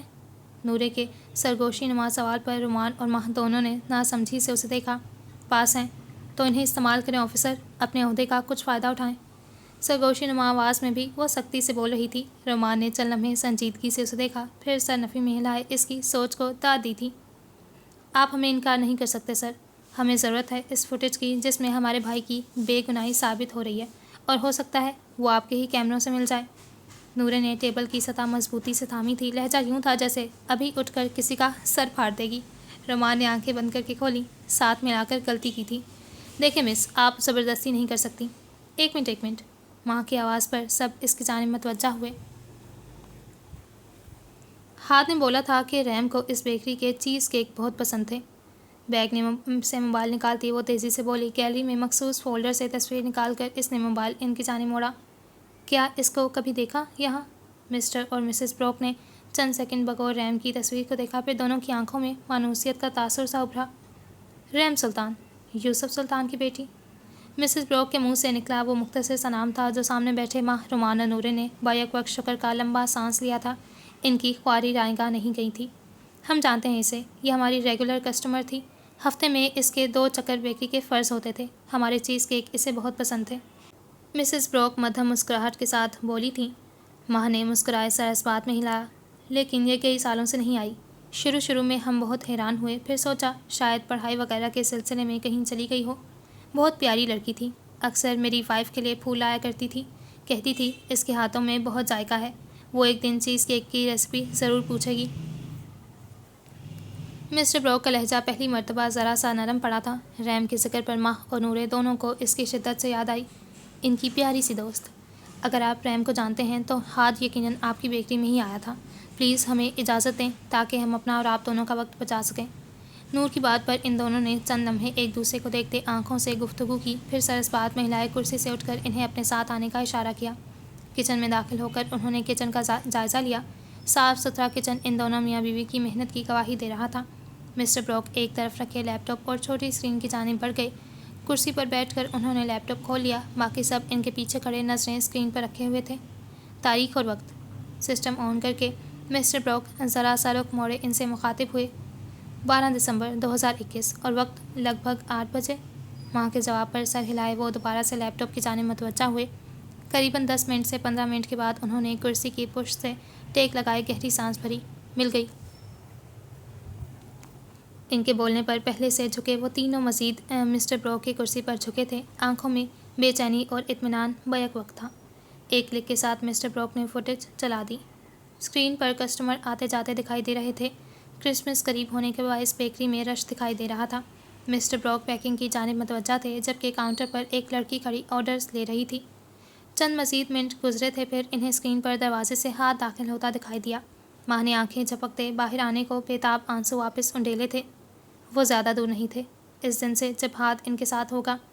رومان نے بغور ٹائمنگ چیک کی پورے 8:33 PM پر ہاتھ بیکری میں داخل ہوا۔ کاؤنٹر پر کھڑے ہوئے لڑکی سے کچھ کہہ رہا تھا، اشارہ ایک مرتبہ کوٹ کی جانب کی جیب کی جانب بھی کروایا تھا۔ لڑکی نے اس کی پوری بات سن کر سر ہلائے کسی کو مخاطب کیا۔ ایک لڑکا اسکرین پر نمودار ہوا تھا اور اب وہ ہاتھ سے بات کر رہا تھا۔ یہ ہمارا بیٹا ہے، ویکیشن پر یہ ہمارے ساتھ یہاں مدد کرواتا ہے۔ مسز بروک اسکرین پر لڑکے کو دیکھ کر بولی تھیں۔ چند منٹ ہاتھ سے بات کرنے کے بعد وہ لڑکا کچن کی جانب بڑھ گیا۔ ہاتھ وہیں کھڑا رہا۔ اس کی باڈی لینگویج سے دکھائی دے رہا تھا کہ وہ کسی چیز کا بے صبری سے انتظار کر رہا تھا۔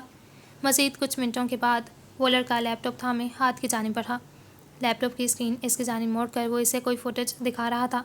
5 منٹ سے بھی کم کی فوٹیج دیکھنے کے بعد ہاتھ نے ہاتھ اپنے بالوں میں پھیرا تھا، پھر سر اس بات میں ہلائے لڑکے کا کندھا تھپتھپاتا وہاں سے نکل گیا۔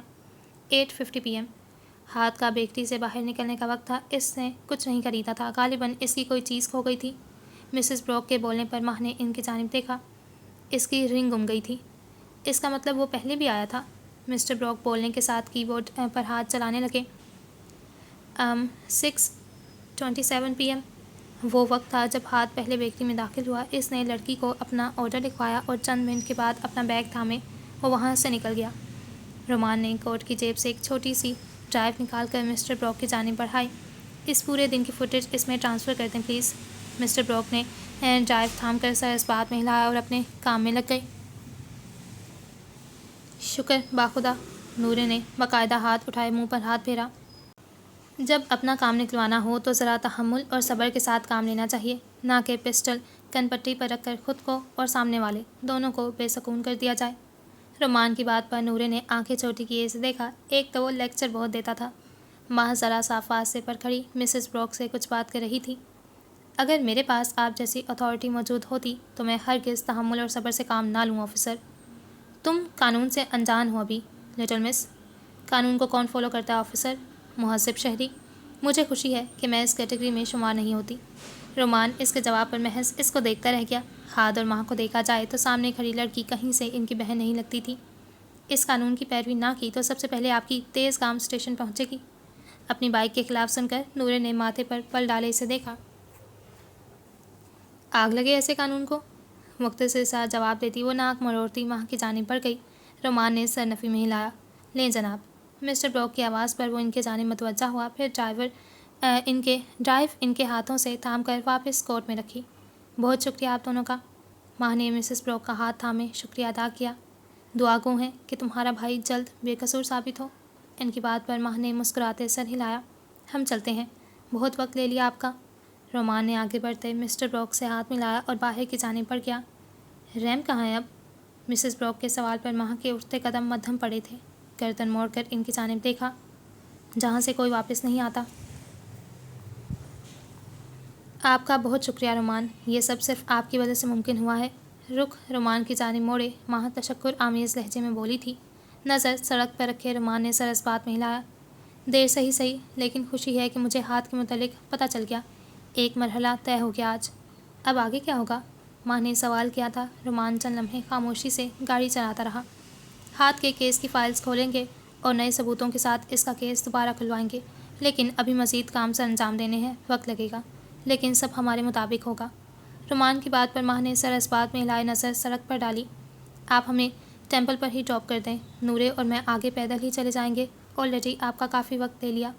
It's okay. میں ڈراپ کرنے سے پہلے ڈنر پلیز. میں نے کالج کے بعد سے کچھ نہیں کھایا اور اب میں مزید بھوکی رہی تو میرا BP لو ہو سکتا ہے اور گھر کی بجائے ہم ہاسپٹل بھی جا سکتے ہیں.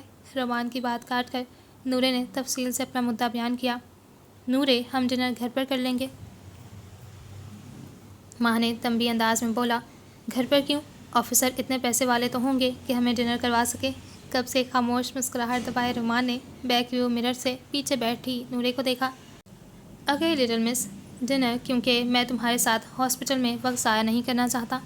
ماہ نے سر نفی میں ہلائے موبائل جیکٹ سے نکالے خود کو مصروف کیا. What ever. نورے نے ماتھے پر بل ڈالے رومان کی سبز آنکھوں میں دیکھا. پھر آنکھیں گھمائے نظریں کھڑکی کی جانب موڑ لیں. بتاؤ پھر یہاں کیوں آئے تھے؟ وہ بھی بتائے بغیر. سینڈوچ کا نوالہ لے کر نظریں اسکرین پر رکھے اس نے صوفے پر براجمان رائت سے سوال کیا. نہ بتانے کی وجہ یہی تھی کہ میں تمہاری شکل نہیں دیکھنا چاہتا تھا کچھ دیر کے لیے. ستھرے جواب پر ڈین نے گیم روک کر اس کی جانب گردن موڑی. ماتھے پر بل نمودار ہوئے. مجھے سمجھ نہیں آتی تم لوگ میرے حسن سے اتنا جلتے کیوں ہو. کافی کا سپ بھرتے رائت نے بامشکل کافی کو باہر آنے سے روکا تھا. بے یقینی سے کچھ فاصلے پر کشن پر بیٹھے ڈین کو دیکھا.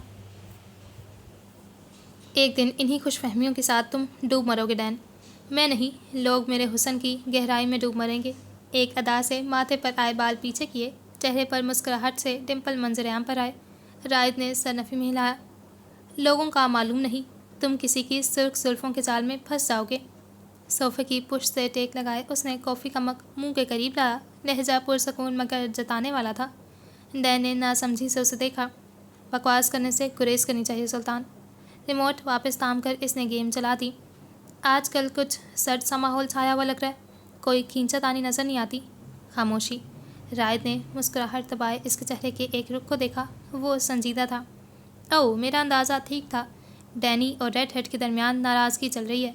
اس کا لہجہ ہلکا سا شریر ہوا۔ ڈین نے اب بھی کوئی جواب نہیں دیا تھا۔ بتاؤ، کیا مسئلہ چل رہا ہے؟ اب کی مرتبہ ڈین نے رخ موڑے اسے دیکھا۔ نیلی آنکھوں میں شرارت کے تاثرات تھے۔ کوئی مسئلہ نہیں ہے سلطان، اور اگر ہوتا بھی تو تمہیں کبھی مت بتاتا۔ اور کوئی کہہ رہا تھا کہ وہ نورے کو پسند نہیں کرتا۔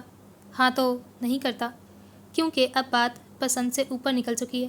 کافی کی چسکی بھر کر وہ سکون سے بولا۔ کافی پیو سلطان، میرا خون نہیں۔ تم نے انکار نہیں کیا، مطلب میری بات ٹھیک ہے۔ اب کی مرتبہ ڈین نے پاس پڑے چھوٹے کشن کو اٹھائے، راحت کی جانب نشانہ بنایا جسے بروقت راحت ایک ہاتھ سے پکڑ چکا تھا۔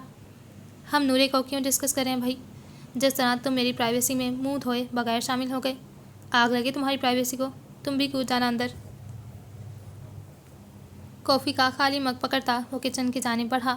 کپ سنک میں رکھنے کے بعد وہ ٹیبل سے ہیلمٹ پکڑتا دروازے کی جانب بڑھا۔ شب بخیر ڈینی۔ لہجے میں شرارت واضح تھی۔ اس کو جاتا دیکھ کر راحت نے بچا سینڈوچ منہ میں رکھ کر اسکرین بند کیے دروازے کی جانب دوڑ لگائی۔ میں بھی چل رہا ہوں۔ دروازہ اپنے پیچھے بند کرتے اس نے بآواز بلند اعلان کیا۔ 24 گھنٹوں کے لیے کوما میں چلے جاؤ ڈین، میں سکون کا سانس لینا چاہتا ہوں۔ لفٹ میں داخل ہوتے ڈین کو دیکھ کر راحت آنکھیں چھوٹی کیے بولا، میں جانتا ہوں وہ 24 گھنٹے تم میرے سرہانے پر بیٹھے ہی گزارو گے۔ لہجہ مستحکم تھا کیونکہ اسے یقین تھا کم از کم تمہارا منہ تو بند ہوگا۔ مت کیا کرو سلطان، جھلس کر سیاہ ہو جاؤ گے۔ ڈین سے بحث میں جیتنا ممکن نہیں تھا۔ اب کی مرتبہ راحت نے خاموش رہنا ہی بہتر سمجھا۔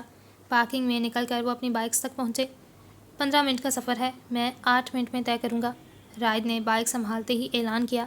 اور میں 5 منٹ میں؟ بحث کے علاوہ ریس میں بھی کوئی ڈین کو نہیں ہرا سکتا تھا۔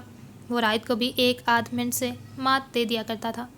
دیہانت سے ڈین اس وقت رش ہوتا ہے۔ بائک سٹارٹ کرنے سے پہلے وہ سنجیدگی سے بائک کو اڑانے کے لیے تیار ڈین کو دیکھ کر بولا، ابھی کوئی مجھے کوما میں بھیج رہا تھا۔ Shut up. ہاں، میں بھی تم سے بہت پیار کرتا ہوں۔ اپنی بات مکمل کرتا وہ رکا نہیں تھا۔ راحت نے سر نفی میں ہلایا تھا۔ ہلکی سی مسکراہٹ اس کے لبوں پر نمودار ہوئی۔ سب جلی کٹی ایک طرف، مگر ڈین تھا تو راحت تھا۔ تم نے بزنس ہی کیوں چنا؟ تمہیں دیکھ کر لگتا تو نہیں کہ تمہارا رجحان بزنس کی جانب ہے؟ نوالہ لینے کے بعد کانٹا واپس پلیٹ میں رکھتا وہ کرسی کی پشت سے ٹیک لگائے بیٹھا۔ نظر سامنے بیٹھی ماہ دوران کی جانب تھی جو کب سے کھانے سے ہاتھ کھینچ چکی تھی، جبکہ نورے دنیا جہاں سے غافل اپنی پلیٹ پر جھکی تھی۔ میرا انٹرسٹ شروع سے ہی بزنس کی جانب تھا۔ مجھے بزنس اسٹریٹجیز کو پڑھنا، پرکھنا، ان کے حل نکالنا پسند ہے۔ تو تم بزنس سٹارٹ کرنے کا ارادہ رکھتی ہو؟ اپنا بزنس؟ نہیں، بالکل نہیں، لیکن اپنی ڈگری کے بلبوتے پر کسی اچھی کمپنی میں جاب حاصل کر لوں گی، اتنا یقین ہے مجھے۔ رومان نے سر اس بات میں ہلایا تھا۔ گریجویشن کے بعد کیا ارادے ہیں؟ سوال پر ماہ چند لمحے خاموش رہی، جیسے کچھ سوچ رہی ہو۔ آکسفورڈ میں ایڈمیشن، MBA کے لیے۔ ارادے بہت بلند ہیں تمہارے۔ مجھے خود پر یقین ہے۔ گڈ۔ اب کی مرتبہ رومان نے کھانے کی جانب مصروف نورے کو دیکھا۔ لٹل مس کیا پڑھ رہی ہیں؟ سوال پر نورے نے نظریں اٹھائے اس کی جانب دیکھا، پھر پانی کا گھونٹ بھر کر وہ ذرا سا پیچھے ہو کر بیٹھی۔ لو۔ مختصر جواب پر رومان نے حیرت سے اسے دیکھا۔ تم لو پڑھ رہی ہو؟ میرے خیال میں نے لو ہی بولا ہے۔ اور کچھ دیر پہلے کوئی کہہ رہا تھا کہ قانون کو کون فالو کرتا ہے؟ ماں ہاتھ تھوڑی کے نیچے رکھے ان کی ہلکی پھلکی باتوں کی تکرار دلچسپی سے ملاحظہ کر رہی تھی۔ میں اب بھی یہی کہوں گی، قانون کو کون فالو کرتا ہے؟ رومان نے آنکھیں چھوٹی کیے اسے دیکھا۔ تم لو کس لیے پڑھ رہی ہو؟ تاکہ میں لو پڑھ کر ان کو توڑ سکوں؟ دو بدو جواب آیا۔ جہاں ماہ نے مسکراہٹ دبائی تھی وہیں رومان نے سر نفی میں ہلائے نورے کو دیکھا۔ ایک پولیس آفیسر کے ساتھ تم قانون توڑنے کی بات کر رہی ہو؟ رومان کی بات پر نورے نے بھویں اچکائے اسے دیکھا، پھر بازو سینے پر باندھے کرسی سے ٹیک لگائی۔ او، میں نے ایک پولیس آفیسر کی انا کو ٹھیس پہنچا دی۔ لہجہ پرسکون تھا۔ رومان نے چند لمحے بغور اس کی آنکھوں میں دیکھا، جواباً نورے نے بھی نظریں نہیں ہٹائی تھیں۔ تمہاری زبان کسی دن تمہیں مشکل میں ڈال دے گی۔ میرے ہاتھ سلامت ہیں اس مشکل سے نمٹنے کے لیے۔ ایک مرتبہ وہ پھر سے لاجواب ہوا۔ کب سے خاموش بیٹھی ماہ نے پہلو بدلا۔ آل رائٹ، میرے خیال میں ڈنر ہو چکا ہے، اب چلنا چاہیے، ماما انتظار کر رہی ہوں گی۔ ماں کے بولنے پر رومان نے سر ہلاتے ویٹر کو اشارہ بل لانے کا کیا۔ ماہ دورہ؟ بیگ کندھے سے لگاتی ماہ اپنی آواز کی پکار پر رکی، گردن موڑ کر آواز دینے والے کو دیکھا۔ سوالیہ تاثرات ایک لمحے میں ایک بڑی سی مسکراہٹ میں ڈھلے تھے۔ انا؟ مکمل اس کی جانب مڑتی وہ چند قدم کا فاصلہ مٹائے اس تک پہنچی، پھر اگلے ہی لمحے وہ ایک دوسرے کے گلے مل رہی تھیں۔ کیسی ہو ماہدرہ؟ اتنے عرصے کے بعد دیکھا تمہیں۔ میں بالکل ٹھیک ہوں انا، تم کیسی ہو؟ پیچھے ہٹتے وہ بولی، میں بھی ٹھیک ہوں انا کی بچی، میں تم سے شدید والی ناراض ہوں۔ نورے کی آواز پر دونوں نے اس کی جانب دیکھا جو مصنوعی منہ بنائے کھڑی تھی۔ انا کے چہرے پر مسکراہٹ پھیلی۔ ارے ناراض مجھے ہونا چاہیے تم سے، میری برائڈس میڈ بننے کی بجائے تم مانچسٹر چلی گئی۔ نورے کے قریب جاتی اسے ساتھ لگائے گال چوما۔ تم نے بھی تب ہی شادی کرنی تھی جب ہم لندن سے باہر تھے، کتنے خواب دیکھے تھے میں نے زندگی میں پہلی مرتبہ برائڈ میڈ بننے کے۔ نورے کے شکوے پر دونوں انا سمیت ماں بھی ہنس دی۔ تم کہتی ہو تو دوبارہ شادی کر لیتی ہوں، جانے دو اب، تمہارا نصف بہتر کہاں ہے؟ نورے کی بات پر انا مسکرائی۔ عزرا واش روم کی طرف گیا ہے، چلیں لیڈیز؟ رومان کی آواز پر سب اس کی جانب متوجہ ہوئے۔ انا یہ رومان ہے ہمارے دوست، اور رومان یہ انا ہے ہم سب کی دوست۔ ماں نے تعارف کروایا تھا۔ رومان نے سر کو خم دیا۔ میں گاڑی میں انتظار کرتا ہوں۔ بات مکمل کرتا وہ بیرونی دروازے کی جانب بڑھ گیا۔ تم دونوں بہنیں کیا کھاتی ہو؟ ہر گزرتے دن کے ساتھ حسین ہوتی جا رہی ہو۔ میں لوگوں کا دماغ کھاتی ہوں اور ماں کچھ بھی نہیں کھاتی، باقی خوبصورتی ہمارے خون میں شامل ہے، اطلاع کر بتایا گیا تھا۔ ماں نے سر نفی میں ہلایا جبکہ انا نے ہلکا سا کہکا لگایا۔ تمہیں یہ بال سوٹ کر رہے ہیں نورے۔ تھینک یو انا۔ شادی شدہ زندگی کیسے گزری انا؟ ماں نے سوال کیا۔ بہت اچھی اور مصروف بھی، ہم دونوں کی جاب ہوتی ہے، دوستوں کے لیے وقت نکالنا بہت مشکل ہو جاتا ہے، لیکن خیر میں بہت مطمئن ہوں، عزرا ایک بہت اچھا لائف پارٹنر ثابت ہوا ہے۔ انا کے جواب نے ماں نے چند لمحے اس کی جانب دیکھا۔ خوش ہونا بنتا بھی تھا، اسے اس کا پیار ملا تھا۔ دل میں مایوسی سی چھائی تھی۔ ڈین اور رائد کا کچھ پتا؟ وہ کہاں غائب ہوتے ہیں؟ ڈین کی عزرا سے ملاقات ہوتی رہتی ہے، لیکن مجھ سے آخری مرتبہ وہ شادی پر ہی ملے تھے۔ سوال پر ماں نے کندھے اچکائے تھے۔ لندن کی کسی بھی سڑک پر 2 بائک اڑاتے نوجوان نظر آئیں تو سمجھ لینا وہ رائد اور ڈین ہیں۔ نورے کی بات پر انا سر نفی میں ہلائے ہنسی تھی۔ دیکھو تو آج بڑے بڑے لوگ مل رہے ہیں۔ مردانہ آواز پر تینوں نے نزدیک آتے عزرا کو دیکھا۔ قد کے لحاظ سے تم تو بڑے بڑے لوگوں کی کیٹیگری میں آتے ہو، نورے کا دو بدو جواب آیا۔ نورے کبھی نہیں بدل سکتی، نورے جو ہوئی، جواب انا نے دیا۔ ماں نے ایک نظر سفید پٹی میں بندھے اس کے بازو کو دیکھا، پھر نظریں واپس اس کے چہرے کی جانب لائیں۔ تمہارے بازو کو کیا ہوا عزرا؟ عزرا نے چند سیکنڈ خاموشی سے اسے دیکھا، پھر سر نفی میں ہلائے مسکرا دیا۔ ایک چھوٹا سا ایکسیڈنٹ۔ اوہ جلد صحت یاب ہو جاؤ، تم دونوں سے مل کر بہت خوشی ہوئی، ہمیں دیر ہو رہی ہے، پھر ملاقات ہوگی۔ ماں نے مسکراتے انا کا ہاتھ دبا کر چھوڑا۔ اس مہینے کے آخر میں ہماری اینیورسری ہے، میں انوائٹ کروں گی، اسی بہانے سب کی ملاقات بھی ہو جائے گی۔ انا کی بات پر ماں نے سر اس بات میں ہلایا تھا۔ مجھے الگ سے انوائٹ کرنا، میں مصروف ہوتی ہوں، شیڈیول دیکھنا پڑتا ہے۔ نورے کے اتراک کر بولنے پر سب نے ہلکا سا کہکا لگایا۔ انا اور عزرا کو الوداع کہتی وہ واپسی کے لیے باہر کی جانب بڑھ گئیں۔ بائک گیراج میں ایک سائڈ پر لگانے کے بعد ہیلمٹ سر سے اتار کر اسٹینڈ سے لگائے وہ بائک سے اتر کر پورے قد کے ساتھ کھڑا ہوا۔ ہیلمٹ کے باعث بال بکھر کر ماتھے پر گرے تھے جنہیں ہاتھوں کی مدد سے پیچھے ہٹایا تھا۔ ایک نظر وسیع گیراج پر ڈالی، تمام گاڑیاں ایک جانب تھیں جبکہ اس کی بائک کلیکشن ایک جانب کسی قیمتی سرمایے کی طرح رکھی تھی۔ سال میں 2 مرتبہ ڈین اور اسے بائک بدلنے کا شوق پیدا ہوتا تھا۔ نیا ماڈل مارکیٹ میں بعد میں آتا تھا، ڈین اور رائد کا آرڈر پہلے کنفرم ہوتا تھا۔ باپ کے پاس اگر پیسہ تھا تو اس کا استعمال وہ خوب اچھے سے کر رہے تھے۔ گیراج سے نکل کر اس نے قدم گھر کے اندرونی حصے کی جانب بڑھائے۔ لون کے سامنے سے گزرتے سرسری سی نظر لون کے وسط میں پڑی کرسیوں پر ڈالی۔ قدم سست پڑے تھے، اندر جانے کا ارادہ ترک کرتا وہ وہیں سے مڑتا لون میں داخل ہوا۔ کیا چل رہا ہے مسٹر زین سلطان؟ زین کا کندھا ہلکا سا تھپتھپا کر وہ اس کے سامنے والی کرسی سنبھال گیا۔ اسے دیکھ کر زین کرسی سے ٹیک چھوڑتا سیدھا ہوا بیٹھا، پھر ہلکا سا مسکرایا۔ تازہ ہوا میں سانس لینے کی کوشش۔ اندر سانس نہیں آ رہی تھی؟ لہجہ ہلکا پھلکا سا تھا۔ زین سر نفی میں ہلائے مسکرا دیا۔ یہی سمجھ لو۔ ڈیڈ نے کچھ کہا؟ نہیں یار، وہ کیا کہیں گے، کہیں بھی تو ان کی بات کا برا نہیں مانتا میں، ڈھیٹ ہو چکا ہوں اب۔ اپنی بات کہتا وہ خود ہی ہنس دیا۔ ہنسی کھوکھلی تھی، یہ زین کی ہنسی نہیں تھی، یہ تکلیف میں پروئی ہنسی تھی۔ کیا بات ہے بھائی، شیئر کرو میرے ساتھ۔ ٹیک چھوڑتا وہ بازو ٹیبل کی سطح پر پرکھتا آگے ہوا بیٹھا۔ زین کی نظر کسی غیر مرئی نقطے پر تھی۔ ہاتھ اٹھائے اس نے منہ پر پھیرا۔ رائد کو ہلکی سی روشنی میں اس کی آنکھوں میں چمک سی نظر آئی۔ اس کی آنکھوں میں آنسو تھے، وہ رو رہا تھا۔ آج میری موم کی ڈیتھ اینیورسری ہے، سرگوشی نما آواز میں اداسی کا سبب بتایا تھا۔ راحت کا دل ایک لمحے میں بیٹھا۔ آج سوہا آنٹی کی برسی تھی، اسے تو یاد ہی نہیں تھا، ہوتا بھی کیسے؟ وہ آج سارا دن گھر ہی داخل نہیں ہوا تھا۔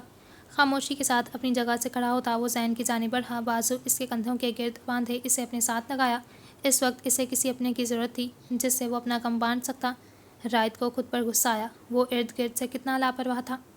وہ بہت جلدی چلی گئیں راحت، بہت جلدی۔ ابھی تو میں نے انہیں محسوس بھی نہیں کیا تھا، انہیں ٹھیک سے دیکھا بھی نہیں تھا۔ آواز نم تھی، راحت کی گرفت اس کے کندھوں پر ذرا سی سخت ہوئی۔ وہ اتنی ہی زندگی لے کر آئی تھی زین، تم ان کے لیے دعا کیا کرو۔ وہ زندہ ہوتیں تو حالات بہت مختلف ہوتے۔ وہ زندہ ہوتیں تو دیکھتیں کہ ان کا بیٹا آج ایک بہتر مقام پر ہے۔ کل جو بیٹا ان کے لیے شرمندگی کا باعث تھا، شاید آج وہ اس پر فخر محسوس کرتیں، لیکن اگر وہ زندہ ہوتیں تو… آنسوؤں کے باعث آواز روندھی تھی۔ راحت نے سر اٹھائے سیاہ آسمان کی جانب دیکھا، وہ اس کے ساتھ لگے لڑکے کی تکلیف محسوس کر رہا تھا۔ تم ان کے لیے شرمندگی کا باعث کبھی نہیں تھے زین، وہ یقیناً تم سے بہت محبت کرتی ہوں گی۔ تم ان کے بیٹے تھے، ان کا خون تھے۔ جو کچھ بھی ان کی زندگی میں ہوا اس میں تمہارا قصور نہیں تھا۔ ان کے پاس کئی طریقے تھے مجھ سے چھٹکارا پانے کے، لیکن انہوں نے مجھے دنیا میں لایا اور پھر اپنے حصے کی تکلیفیں میرے لیے چھوڑ کر چلی گئیں۔ راحت نے آنکھیں زور سے بند کیے کھولیں، وہ بے بس محسوس کر رہا تھا۔ زین کو خود سے الگ کرتا وہ کرسی دھکیل کر اس پر بیٹھا، کونیاں گھٹنوں پر رکھ کر وہ مکمل زین کی جانب جھکا۔ زین نے نم آنکھوں سے بغور اسے دیکھا۔ میرے لیے جو بھی اہم رہا وہ مجھے چھوڑ کر چلا گیا۔ راحت خاموشی سے اسے سن رہا تھا۔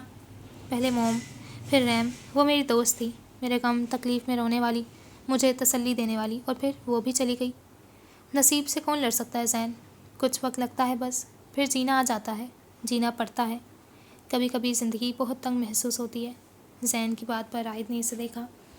تم پڑھے لکھے ہو زین، اچھی ڈگری ہے تمہارے پاس، کسی اور شہر یا ملک میں سیٹل کیوں نہیں ہو جاتے؟ یہاں رہ کر تم خود اپنی ذات کو تکلیف دیتے ہو، ڈیڈ کی باتیں سنتے ہو۔ چند لمحے کی خاموشی کے بعد زین سر نفی میں ہلائے ہلکا سا مسکرا دیا۔ میں نے بہت کوشش کی خود کو منانے کی، لیکن میں کامیاب نہیں ہوا۔ یہاں اگر تکلیف ہے تو مرہم بھی موجود ہے۔ میں تمہیں اور روزی آنٹی کو چھوڑ کر نہیں جانا چاہتا۔ میرے پاس صرف گنے چنے لوگ ہیں، میں ان سے بھی دور نہیں ہونا چاہتا۔ راحت نے اسے دیکھا، جانے وہ کس مٹی سے بنا تھا۔ اس جگہ اگر وہ ہوتا تو ایک سیکنڈ بھی اس گھر میں نہ رکتا، لیکن یہاں زین تھا۔ تم ہمیشہ مجھے اپنے ساتھ کھڑا پاؤ گے، کبھی بھی خود کو اکیلا محسوس مت کرنا زین۔ یاد رکھنا کہ تمہیں بھائی موجود ہے یہاں۔ یہی سب میں تمہارے لیے بھی کہوں گا، کبھی بھی ضرورت محسوس کرو تو تمہارا بڑا بھائی ہمیشہ تمہارے لیے حاضر ہے۔ جانتا ہوں، اندر چلتے ہیں، اب وقت بھی بہت ہو گیا اور سردی بھی۔ تم اتنی لیٹ کہاں سے آ رہے ہو؟ ڈین کے ساتھ تھا۔ راحت کے جواب پر زین کرسی چھوڑے کھڑا ہوا، پھر سامنے کھڑے خود سے چند انچ لمبے راحت کے سینے سے لگایا۔ راحت نے بازو اس کے کندھے پر پھیلائے تھے۔ چند لمحے خاموشی کے ساتھ وہ ایک دوسرے کے ساتھ لگے کھڑے رہے، پھر پیچھے ہٹتے دونوں گھر کے اندرونی حصے کی جانب بڑھ گئے۔ یہ سب کیسے کیا تم نے؟ فوٹیج کیسے ملی؟ نظر ہاتھ میں تھامے فون کی چلتی اسکرین پر تھی، آواز میں بے چینی سی تھی۔ خوار ہونے کے بعد 3 دن پہلے کی خواری یاد آئی۔ ہاتھ نے نظریں فون سے ہٹائے اسے دیکھا۔ شکریہ کہنا چاہیے۔ نہیں، تمہارے شکریہ سے میرے محل نہیں تیار ہو جائیں گے۔ جواباً وہ سر ہلائے مسکرا دیا۔ ویسے بھی میں اکیلا نہیں تھا، تمہاری بہنیں میرے ساتھ تھیں، ماہی اور نورے بھی ساتھ تھیں۔ نورے بھی؟ رومان نے سر اس بات میں ہلایا۔ نورے بھی ٹھیک ہیں وہ دونوں؟ ٹھیک ہیں، البتہ تمہاری چھوٹی بہن بہت خطرناک ہے، باتوں سے رگڑنے والی۔ نورے کے ذکر پر ہاتھ کے چہرے پر بڑی سی مسکراہٹ آئی۔ وہ شروع سے ہی ایسی تھی، ناک اور منہ توڑ کر ہاتھ میں پکڑانے والی۔ وہ بچپن سے ہی ایسی ہے، کوئی یقین نہیں کرتا کہ وہ میری اور ماہی کی بہن ہے۔ کوئی ایک پیس اندر سے نکل آتا ہے ایسا بھی۔ فون جیب میں ارستے رومان نے جواب دیا۔ ٹھیک کہا، ڈیڈی بھی اکثر یہی کہا کرتے تھے کہ یہ ہماری مرحومہ دادی پر چلی گئی ہے۔ اپنی بات کہتا ہے وہ سر نفی میں ہلائے ہلکا سا ہنس دیا۔ تمہارے ڈیڈی بہت عجیب انسان ہے ہاتھ، تمہیں نہیں لگتا کہ انہیں اپنی بیوی اور بیٹیوں کے پاس رہنا چاہیے، اب جب کہ تم بھی ان کے پاس موجود نہیں ہو؟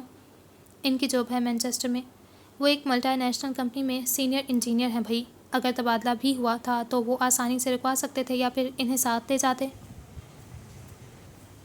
ماہی اور نورے کا کالج تھا اور وہ لنڈن چھوڑ کر نہیں جانا چاہتی تھیں، اور موم ان دونوں کو چھوڑ کر نہیں جانا چاہتی تھیں۔ میں بھی جانتا ہوں اور تم بھی جانتے ہو کہ وہ غلط ہیں، انہیں اپنی فیملی کے ساتھ ہونا چاہیے۔ وہ لنڈن میں نہیں رہنا چاہتے، انہیں اپنی جاب کھونے کا خطرہ ہے یہاں پر۔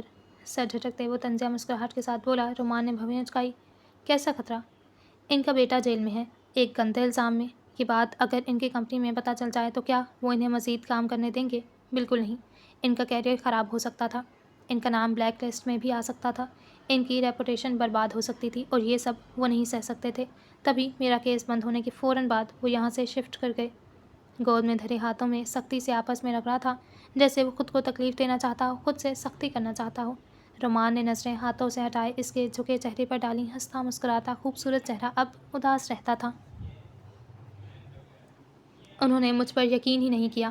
انہیں لگا کہ وہ سب سچ ہے، جو کچھ ہوا وہ سب سچ ہے، سب میں نے کیا۔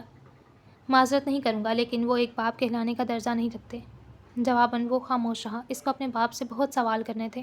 صرف ایک مرتبہ وہ یہاں سے نکل جائے تو وہ ہر اس شخص سے سوال کرے گا جس نے اس کے کردار کو سوالیہ نشان بنایا تھا، بشرط یہ کہ وہ یہاں سے نکل جائے۔ لمبی کالی سڑک پر وہ چھوٹے چھوٹے قدم اٹھائے چل رہی تھی۔ وول کا سویٹر پہنے، بازوؤں کو سینے پر باندھ رکھا تھا۔ اکتوبر کا وسط چل رہا تھا، لیکن ٹھنڈ دسمبر یا جنوری کا گمان دے رہی تھی۔ محض برف باری کی کمی تھی۔ ڈنر کے بعد اپنے گھر کی سڑک پر چہل قدمی کرنا اس کی عادت تھی۔ یہ عادت بچپن سے تھی۔ رائد اور وہ دونوں شام میں سڑک پر چہل قدمی کیا کرتے تھے۔ کبھی کبھار ڈین بھی ان کے ساتھ شامل ہو جایا کرتا تھا۔ وقت گزر چکا تھا، حالات بھی بدل گئے تھے، لیکن یہ عادت پختہ ہو چکی تھی۔ لندن کی وہی سیاہ سرد شامیں تھیں، وہی لمبی سڑک اور اس کے کنارے قطار میں بنے گھر تھے، وہی ماہ دوراں تھی، لیکن اب قدم سے قدم ملا کر چلنے والا رائد نہیں تھا۔ اب بات بات پر اس کو ہنسنے پر مجبور کرنے والا اس کا دوست نہیں تھا۔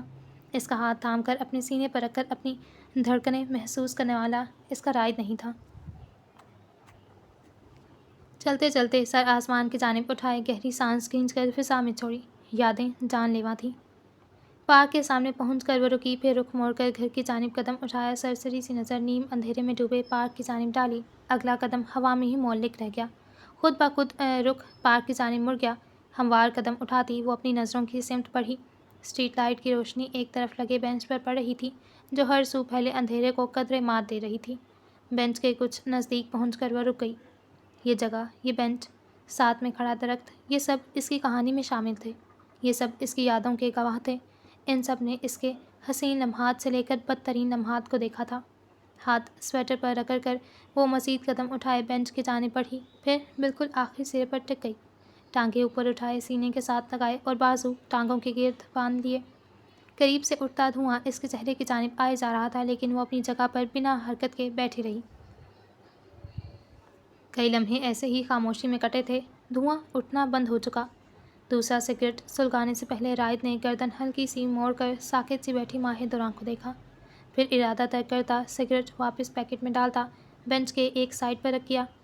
ٹانگ اٹھائے دوسری ٹانگ کے گھٹنے پر رکھتا وہ مزید بینچ سے ٹیک لگائے بیٹھا۔ نظریں سیاہی میں ڈوبے پارک پر تھیں، لیکن توجہ ساتھ بیٹھی لڑکی پر تھی، جو خاموشی سے اس کے ساتھ آن بیٹھی تھی۔ خاموشی لمبی ہوتی جا رہی تھی، لیکن یہ خاموشی الجھن نہیں دے رہی تھی، یہ خاموشی سکون دے رہی تھی۔ کچھ عادتیں اپنی جڑیں اس قدر مضبوط کر لیتی ہیں کہ چھوڑنا چاہو تو وجود اکھڑتا محسوس ہوتا ہے۔ آواز بہت ہلکی تھی، لیکن ماہ دوراں کو اس کی آواز کے علاوہ اور کچھ سنائی نہیں دیا تھا۔ جیسے روز شام کو پارک کے اس بینچ پر بیٹھنا۔ وہ سن رہی تھی، وہ بولنا چاہتی تھی، وہ بول نہیں پا رہی تھی۔ پہلے یہاں ہنسی گونجتی تھی، کئی سالوں سے محض خاموشی چھائی ہے۔ ٹانگوں پر بازوؤں کی گرفت مضبوط ہوئی۔ وہ رخ موڑ کر اسے دیکھنا چاہتی تھی، اس کی نیلی آنکھوں میں دیکھنا چاہتی تھی، لیکن نظریں ایک نقطے پر ٹک گئی تھیں، پلک بھی نہیں جھپک رہی تھیں۔ اس جگہ پر بیٹھ کر میں ہر اس احساس سے دوچار ہوتا ہوں جو میں محسوس نہیں کرنا چاہتا، جنہیں میں اپنے اندر، بہت اندر تک قید کرتا ہوں، لیکن وہ پھر سے رہا ہو جاتے ہیں۔ آنکھیں جلنے لگیں، مگر آنسو باہر نہیں نکل رہے تھے۔ یوں محسوس ہو رہا تھا جیسے پورا وجود منجمد ہو گیا ہو۔ باخدا وہ بولنا چاہتی تھی، وہ رخ موڑنا چاہتی تھی، وہ حرکت کرنا چاہتی تھی، وہ رونا چاہتی ہے، لیکن وہ کچھ نہیں کر پا رہی۔ وہ کیوں نہیں کر پا رہی؟ مسلسل خاموشی پر رائد نے کچھ کہنے کو منہ کھولا، پھر ارادہ ترک کر گیا۔ سگریٹ کا پیکٹ ہڈ کی جیب میں ارسا، رخ موڑنا چاہا لیکن نہیں موڑا۔ جانتا تھا ایک نظر کافی نہیں ہوگی، ایک نظر کے بعد دوسری، پھر تیسری، اور پھر لگاتار دیکھتے رہنے کا جی چاہے گا۔ کھڑے ہونے پر بینچ کی ہلکی سی آواز خاموشی میں گونجی۔ ماہ کا سانس اکھڑا۔ وہ اٹھ گیا تھا، وہ جا رہا تھا۔ ایک مرتبہ اس کی جانب دیکھو، ایک مرتبہ۔ رائد نے چند قدم آگے کی جانب بڑھائے۔ خاموشی مسلسل تھی، وہ اپنی جگہ سے ہل بھی نہیں رہی تھی۔ ماتھے پر بل نمودار ہوئے، اٹھتے قدم رک گئے تھے۔ ہلکا سا رخ موڑ کر اس کی سمت دیکھا۔ ایک لمحے کے لیے سانس رک گیا، مکمل رخ موڑ لیا۔ وہ ساکت تھی، بالکل ساکت، نظریں بھی اور اس کا وجود بھی۔ ہاتھوں کی انگلیاں دباؤ کے باعث سفید پڑ چکی تھیں۔ رائد کے چہرے پر اضطراب پھیل گیا۔ قدم واپس اسی جگہ کی سمت بڑھائے جہاں وہ بیٹھی تھی۔ اس کے سامنے پہنچ کر وہ زمین پر گھٹنا ٹکائے بیٹھا۔ ماہ نے اب بھی اسے نہیں دیکھا تھا۔ آنکھوں کے کنارے سرخ تھے۔ ماہدرہ، خاموشی۔ ماہدرہ، آواز پہلے سے تیز تھی۔ ماہدرہ، میری طرف دیکھو۔ ڈیم اٹ وومن، یہاں میری طرف دیکھو۔ جواب ندارد۔ تم ٹھیک ہو؟ سب ٹھیک ہے؟ مجھے سنو، میری طرف دیکھو۔ اب وہ ہاتھوں کے انگوٹھے سے اس کے گال ہولے ہولے سہلا رہا تھا۔ ماہدرہ، یہ بھوری آنکھیں مجھے دو، میری طرف دیکھو۔ اب کی مرتبہ اس کے جسم میں ہلکی سی حرکت پیدا ہوئی، ٹانگوں پر بازوؤں کی گرفت ہلکی ہوئی۔ پلیز۔ لہجے میں التجا تھی۔ ماہدرہ کی آنکھوں نے ہلکی سی پلک جھپکی، پھر بہت آہستگی سے نظریں اس پر جھکے رائد پر گئیں۔ تم ٹھیک ہو؟ بالکل ٹھیک ہو، گہرا سانس لو۔ ماہ نے اس کی بات مانی، سانس لینا چاہا، ہلکی سی دقت ہوئی۔ دوسری مرتبہ، تیسری مرتبہ، اب سانس ہموار ہو چکی تھی۔ وہ ٹھیک سے سانس لے پا رہی تھی۔ کیا ہوا تھا؟ سوال پر ماہ نے ناسمجھی سے اسے دیکھا۔ پتہ نہیں۔ اسے اپنی آواز بھی انجان معلوم ہوئی، بالکل ہلکی اور کھائی سے آتی ہوئی۔ کیا محسوس کر رہی ہو؟ بول نہیں پا رہی تھی۔ اب بول رہی ہو تم؟ تمہیں دیکھ نہیں پا رہی تھی، اب تم مجھے دیکھ رہی ہو۔ ماہ نے اس کی آنکھوں سے نظر نہیں ہٹائی تھی۔ ہاں، وہ اب اسے دیکھ رہی تھی، حرکت نہیں کر پا رہی تھی۔ اب کی مرتبہ رائد خاموش رہا۔ ماہ نے آہستہ سے بازو ٹانگوں کے گرد سے ہٹائے، پھر پاؤں زمین پر رکھ دیے۔ جواب مل گیا۔ پہلے کبھی ایسا ہوا؟ ماہ نے سر نفی میں ہلایا۔ چند لمحے یوں ہی ایک دوسرے کی آنکھوں میں دیکھتے گزرے تھے، پھر بہت نرمی سے رائد نے چہرہ مزید اس کی جانب جھکاتے ماتھا اس کے ماتھے سے ٹکرایا تھا۔ آنکھیں بند کر کے ایک گہری سانس بھری۔ ماہدرہ کی ٹھوری کانپی تھی، آنکھیں مزید جلنے لگیں۔ اپنا خیال رکھو، ہلکی سی آواز میں حکم دیا تھا یا التجا کی تھی، وہ سمجھ نہیں سکی تھی۔ چند مزید لمحے، پھر وہ ہاتھ ہٹاتا پیچھے ہٹ گیا۔ ماہ نے اپنی جگہ پر سے اسے بیٹھے دیکھا۔ وہ مکمل قد کے ساتھ کھڑا تھا، پیروں پر وزن ڈالے وہ کھڑی ہوئی۔ شکریہ۔ جانے کس بات کا شکریہ ادا کرنا چاہا تھا؟ رائد خاموش رہا، محض اسے دیکھتے جا رہا تھا۔ ماہ، فار گاڈ سیک، میں تمہیں کب سے ڈھونڈ رہی تھی۔ تم واک پر نکلی تھی، کہاں رہ گئی تھی؟ پریشان اور قدرے اونچی آواز پر ماہ نے نظریں رائد سے ہٹا کر پارک میں داخل ہوتی نورے کو دیکھا۔ میں پریشان ہو گئی تھی بھائی، تم اتنا وقت تو نہیں لگاتی تھی واک پہ۔ قریب پہنچ کر وہ پھر سے بولی۔ تم ٹھیک ہو؟ ہاں ٹھیک ہوں، گھر چلتے ہیں، کافی دیر ہو گئی، مما تمہارا پوچھ رہی تھیں۔ ماہ کے کندھے پر بازو پھیلائے وہ اسے لیے باہر کی جانب بڑھ گئی۔ پارک سے نکلنے سے پہلے ماہ نے گردن موڑے بینچ کے قریب کھڑے رائد کو دیکھا، وہ اسی کو دیکھ رہا تھا۔ آنکھوں کے تاثرات مختلف سے تھے، وہ واپس جانا چاہتی تھی، اس کی نیلی آنکھوں میں موجود تاثرات کو غور سے دیکھنا چاہتی تھی۔ ایک سیکنڈ مزید، اور پھر وہ نظروں سے اوجھل ہو گیا۔ ماہ نے گردن واپس موڑ لی۔ نورے کچھ کہہ رہی تھی، لیکن وہ سن رہی نہیں رہی تھی۔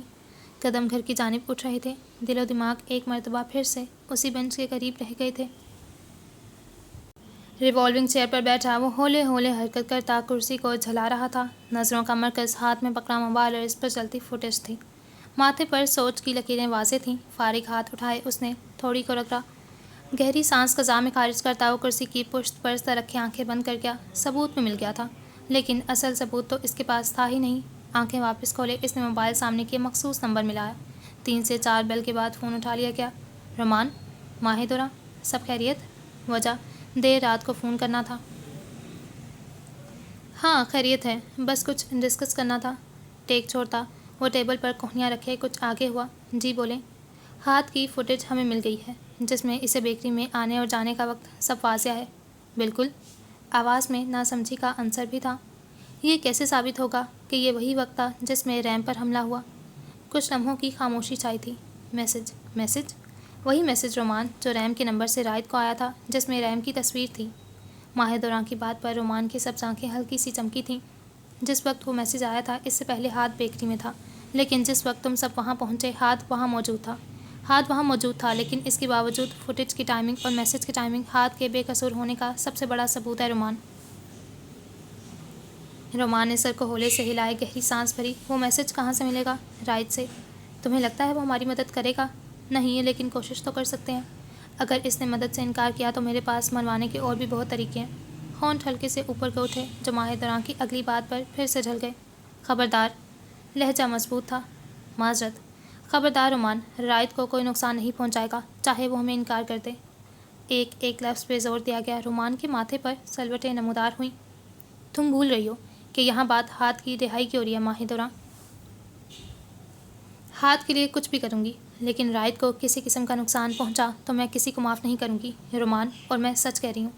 ماں، بات منہ میں ہی رہ گئی۔ فون کٹ چکا تھا۔ موبائل سامنے کیے رومان نے حیرت سے اسکرین کو دیکھا، پھر سر نفی میں ہلا دیا۔ عجیب لڑکی۔ دیوار گیر اسکرین کے سامنے کارپیٹ پر پڑے کشن پر بیٹھا، وہ کانوں میں ہیڈ فونز لگائے اسکرین پر چلتی ویڈیو گیم میں غرق تھا۔ کنگ سائڈ بیڈ کی پائنٹی سے ٹیک لگا رکھی تھی۔ نیون لائٹس کے باعث بیڈ روم نیلی اور پرپل روشنی میں ڈوبا ہوا تھا۔ رنگ برنگی روشنیوں میں اس کے چہرے کے خوبصورت خط و خال چمک رہے تھے۔ چاکلیٹی براؤن آنکھیں سیاہ معلوم ہو رہی تھیں۔ چہرے کی ہمہ وقت مسکراہٹ اس وقت غائب تھی۔ کمرے کے فرنیچر اور انٹیریئر ڈیزائن سے معلوم ہو رہا تھا کہ اس کا مالک لگژری شوق رکھتا ہے۔ ایک دیوار پر درمیان میں اس کا انلارج فوٹو فریم تھا، جبکہ سائڈوں پر اس کی اور رائد کی بچپن سے لے کر اب تک کی تصویریں میڈیم سائز فریم میں لگائی گئی تھیں۔ وہ دانیال آقا تھا اور اس سے متعلق ہر شے سے اس کی قیمت جھلکتی تھی۔ کارپیٹ پر اس کے نزدیک پڑے فون کی اسکرین جگمگائی تھی۔ ڈین نے نظر انداز کیے توجہ اسکرین پر ہی مرکوز کیے رکھی۔ اسکرین بند ہوئی اور چند لمحوں کے بعد پھر سے جلنے لگی۔ اب کی مرتبہ ڈین نے سرسری نظر موبائل پر ڈالی۔ کالر آئی ڈی دیکھتے ماتھے پر ہلکے سے بل واضح ہوئے۔ چند مزید سیکنڈ چلتی اسکرین کو دیکھتے اس نے نظریں واپس گیم کی جانب موڑ لیں۔ کال کو اگنور کر دیا گیا۔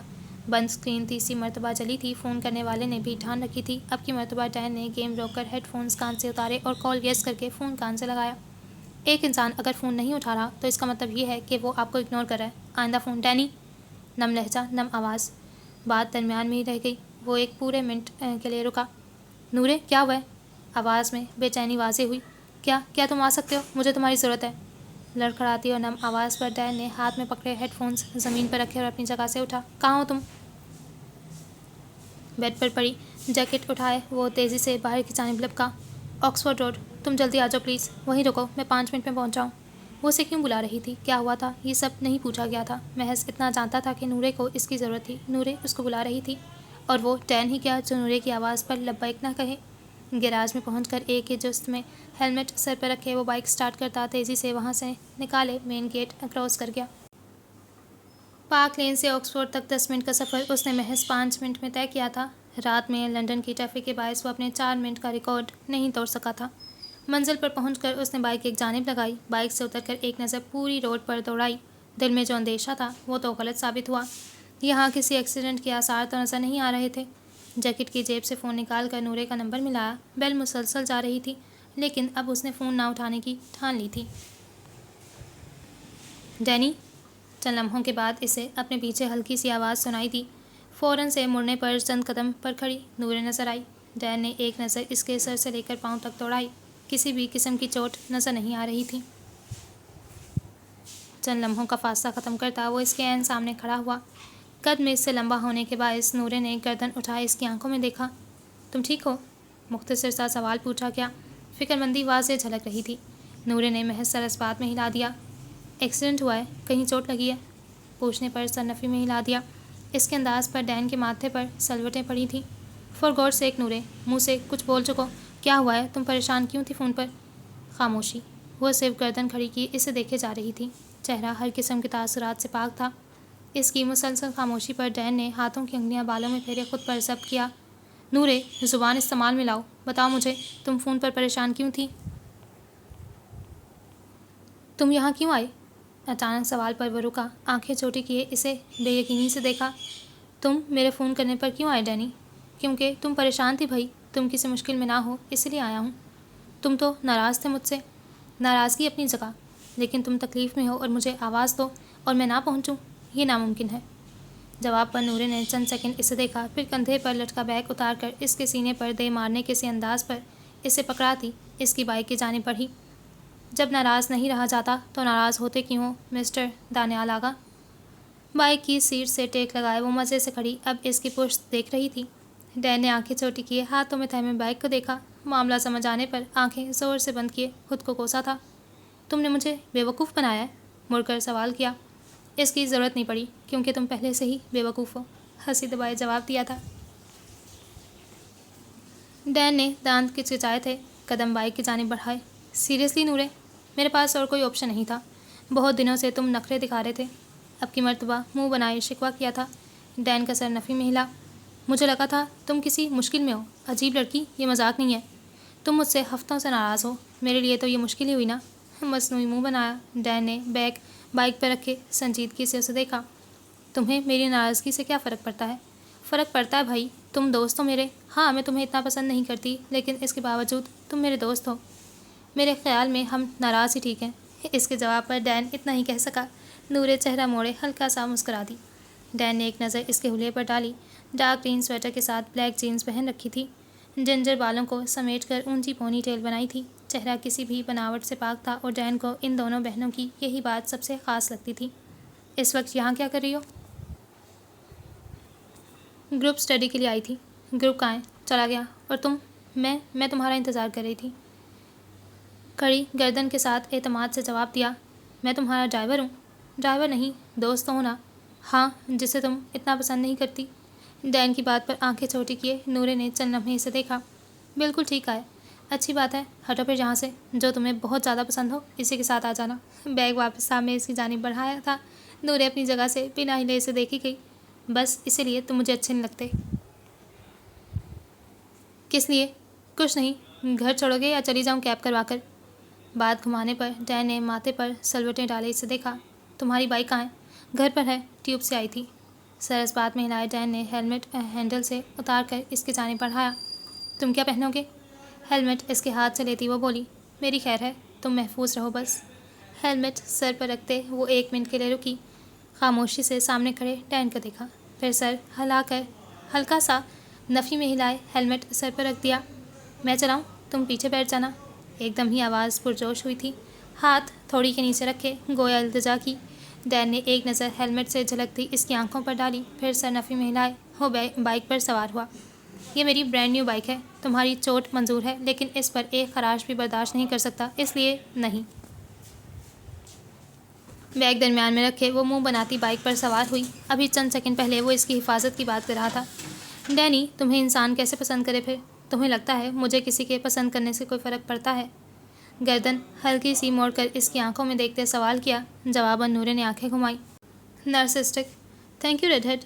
سر کو کم دے کر واپس موڑے اس نے بائک سٹارٹ کی۔ میں تمہیں نہیں پکڑنے والی، اس لیے تمیز کی سپیڈ رکھنا۔ پیچھے سے گر گئی تو مجھے کچھ مت کہنا، میں تمہیں بھی اپنے ساتھ لے کر گروں گی۔ ڈین نے لب دبائے امڑنے والی مسکراہٹ دبائی تھی۔ بائک روڈ پر لائے اس نے نارمل سپیڈ سے رخ پارک لین کی جانب موڑ لیا۔ لائبریری سے نکل کر وہ کیفے کے رستے پر چل رہی تھی۔ اس کے دوستوں نے کلاس کے بعد کیفے کا رخ کیا تھا، جبکہ وہ کسی کتاب کی ضرورت کا کہہ کر لائبریری چلی گئی تھی۔ کتاب سینے سے لگائے اس پر بازوؤں کا بند باندھے وہ ہموار قدم اٹھاتی کیفے میں داخل ہوئی۔ مخصوص ٹیبل پر اپنے دوست بیٹھے نظر آ گئے۔ ہلکی سی مسکراہٹ ان کی جانب اچھالتی وہ کاؤنٹر سے کافی اٹھاتی ٹیبل کی طرف بڑھی۔ کرسی سنبھالتے ہی نظر اس کے اپنے سامنے والے ٹیبل پر پڑی، جہاں وہ اپنے دوستوں کے ساتھ بیٹھا ان کی باتوں میں مگن دکھائی دے رہا تھا۔ کبھی کسی بات کے درمیان ہلکا سا مسکرا بھی دیتا تھا۔ ساتھ بیٹھا ڈین پورے زور و شور سے کوئی کہانی سنانے میں مصروف تھا۔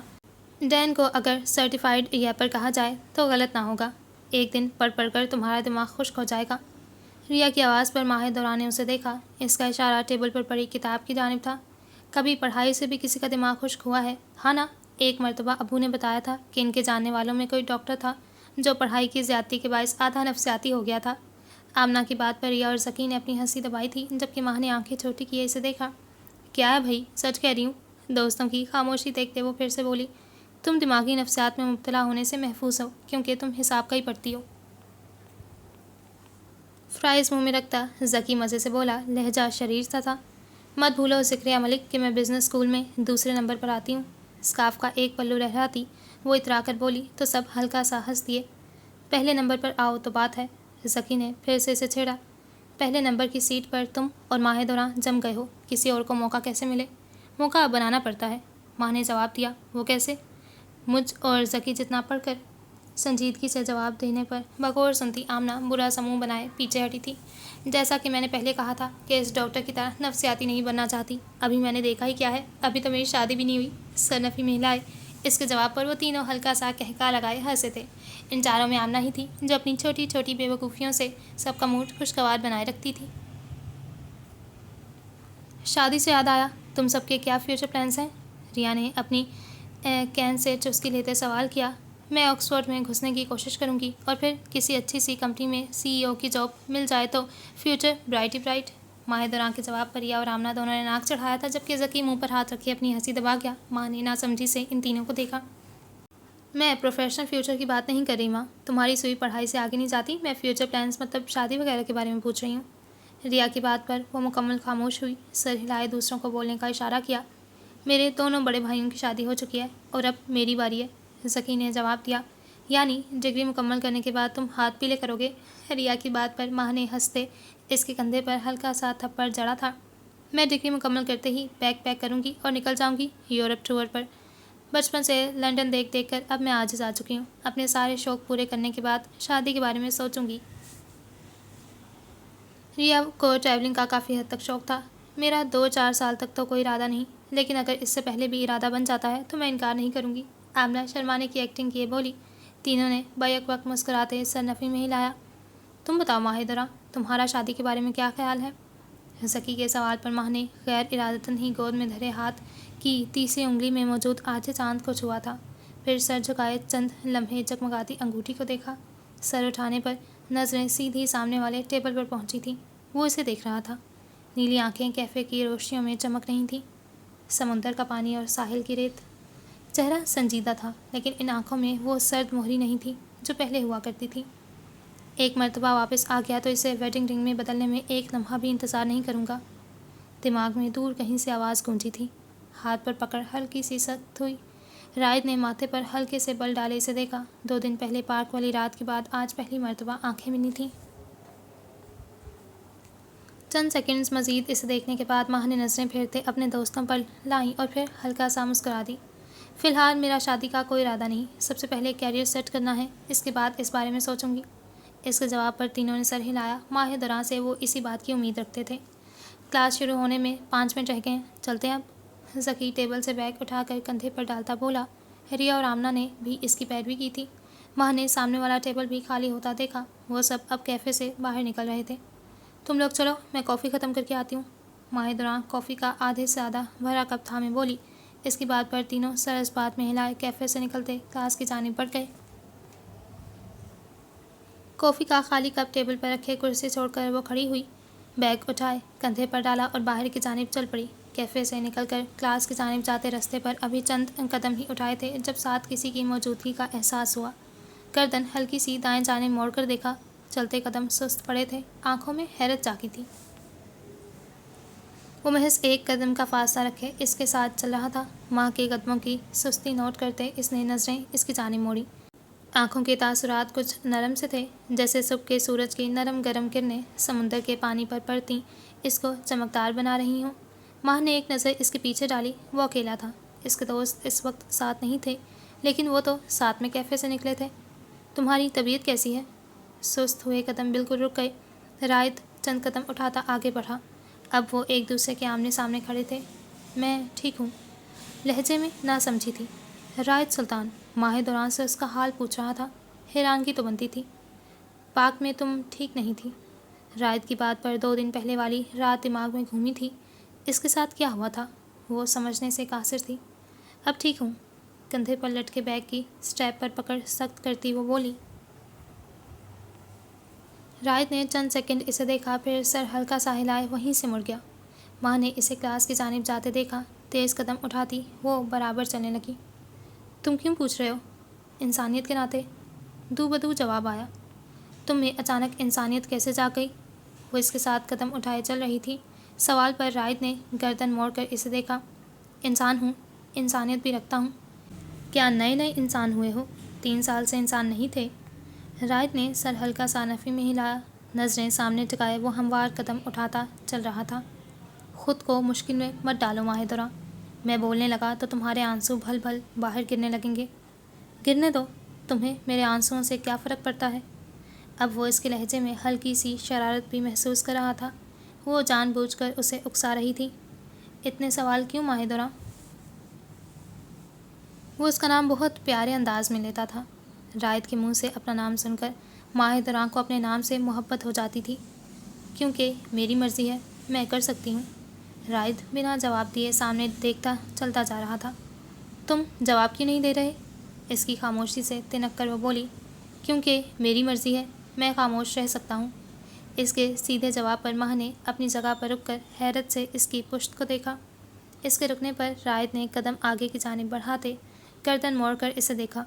ہونٹ کا ایک کنارہ ہلکا سا اوپر کو اٹھا تھا، پھر اس نے رخ واپس موڑ لیا۔ عجیب، اپنا پسندیدہ لقب اس کو نوازتی وہ تیز قدم اٹھاتی کلاس کی جانب بڑھ گئی۔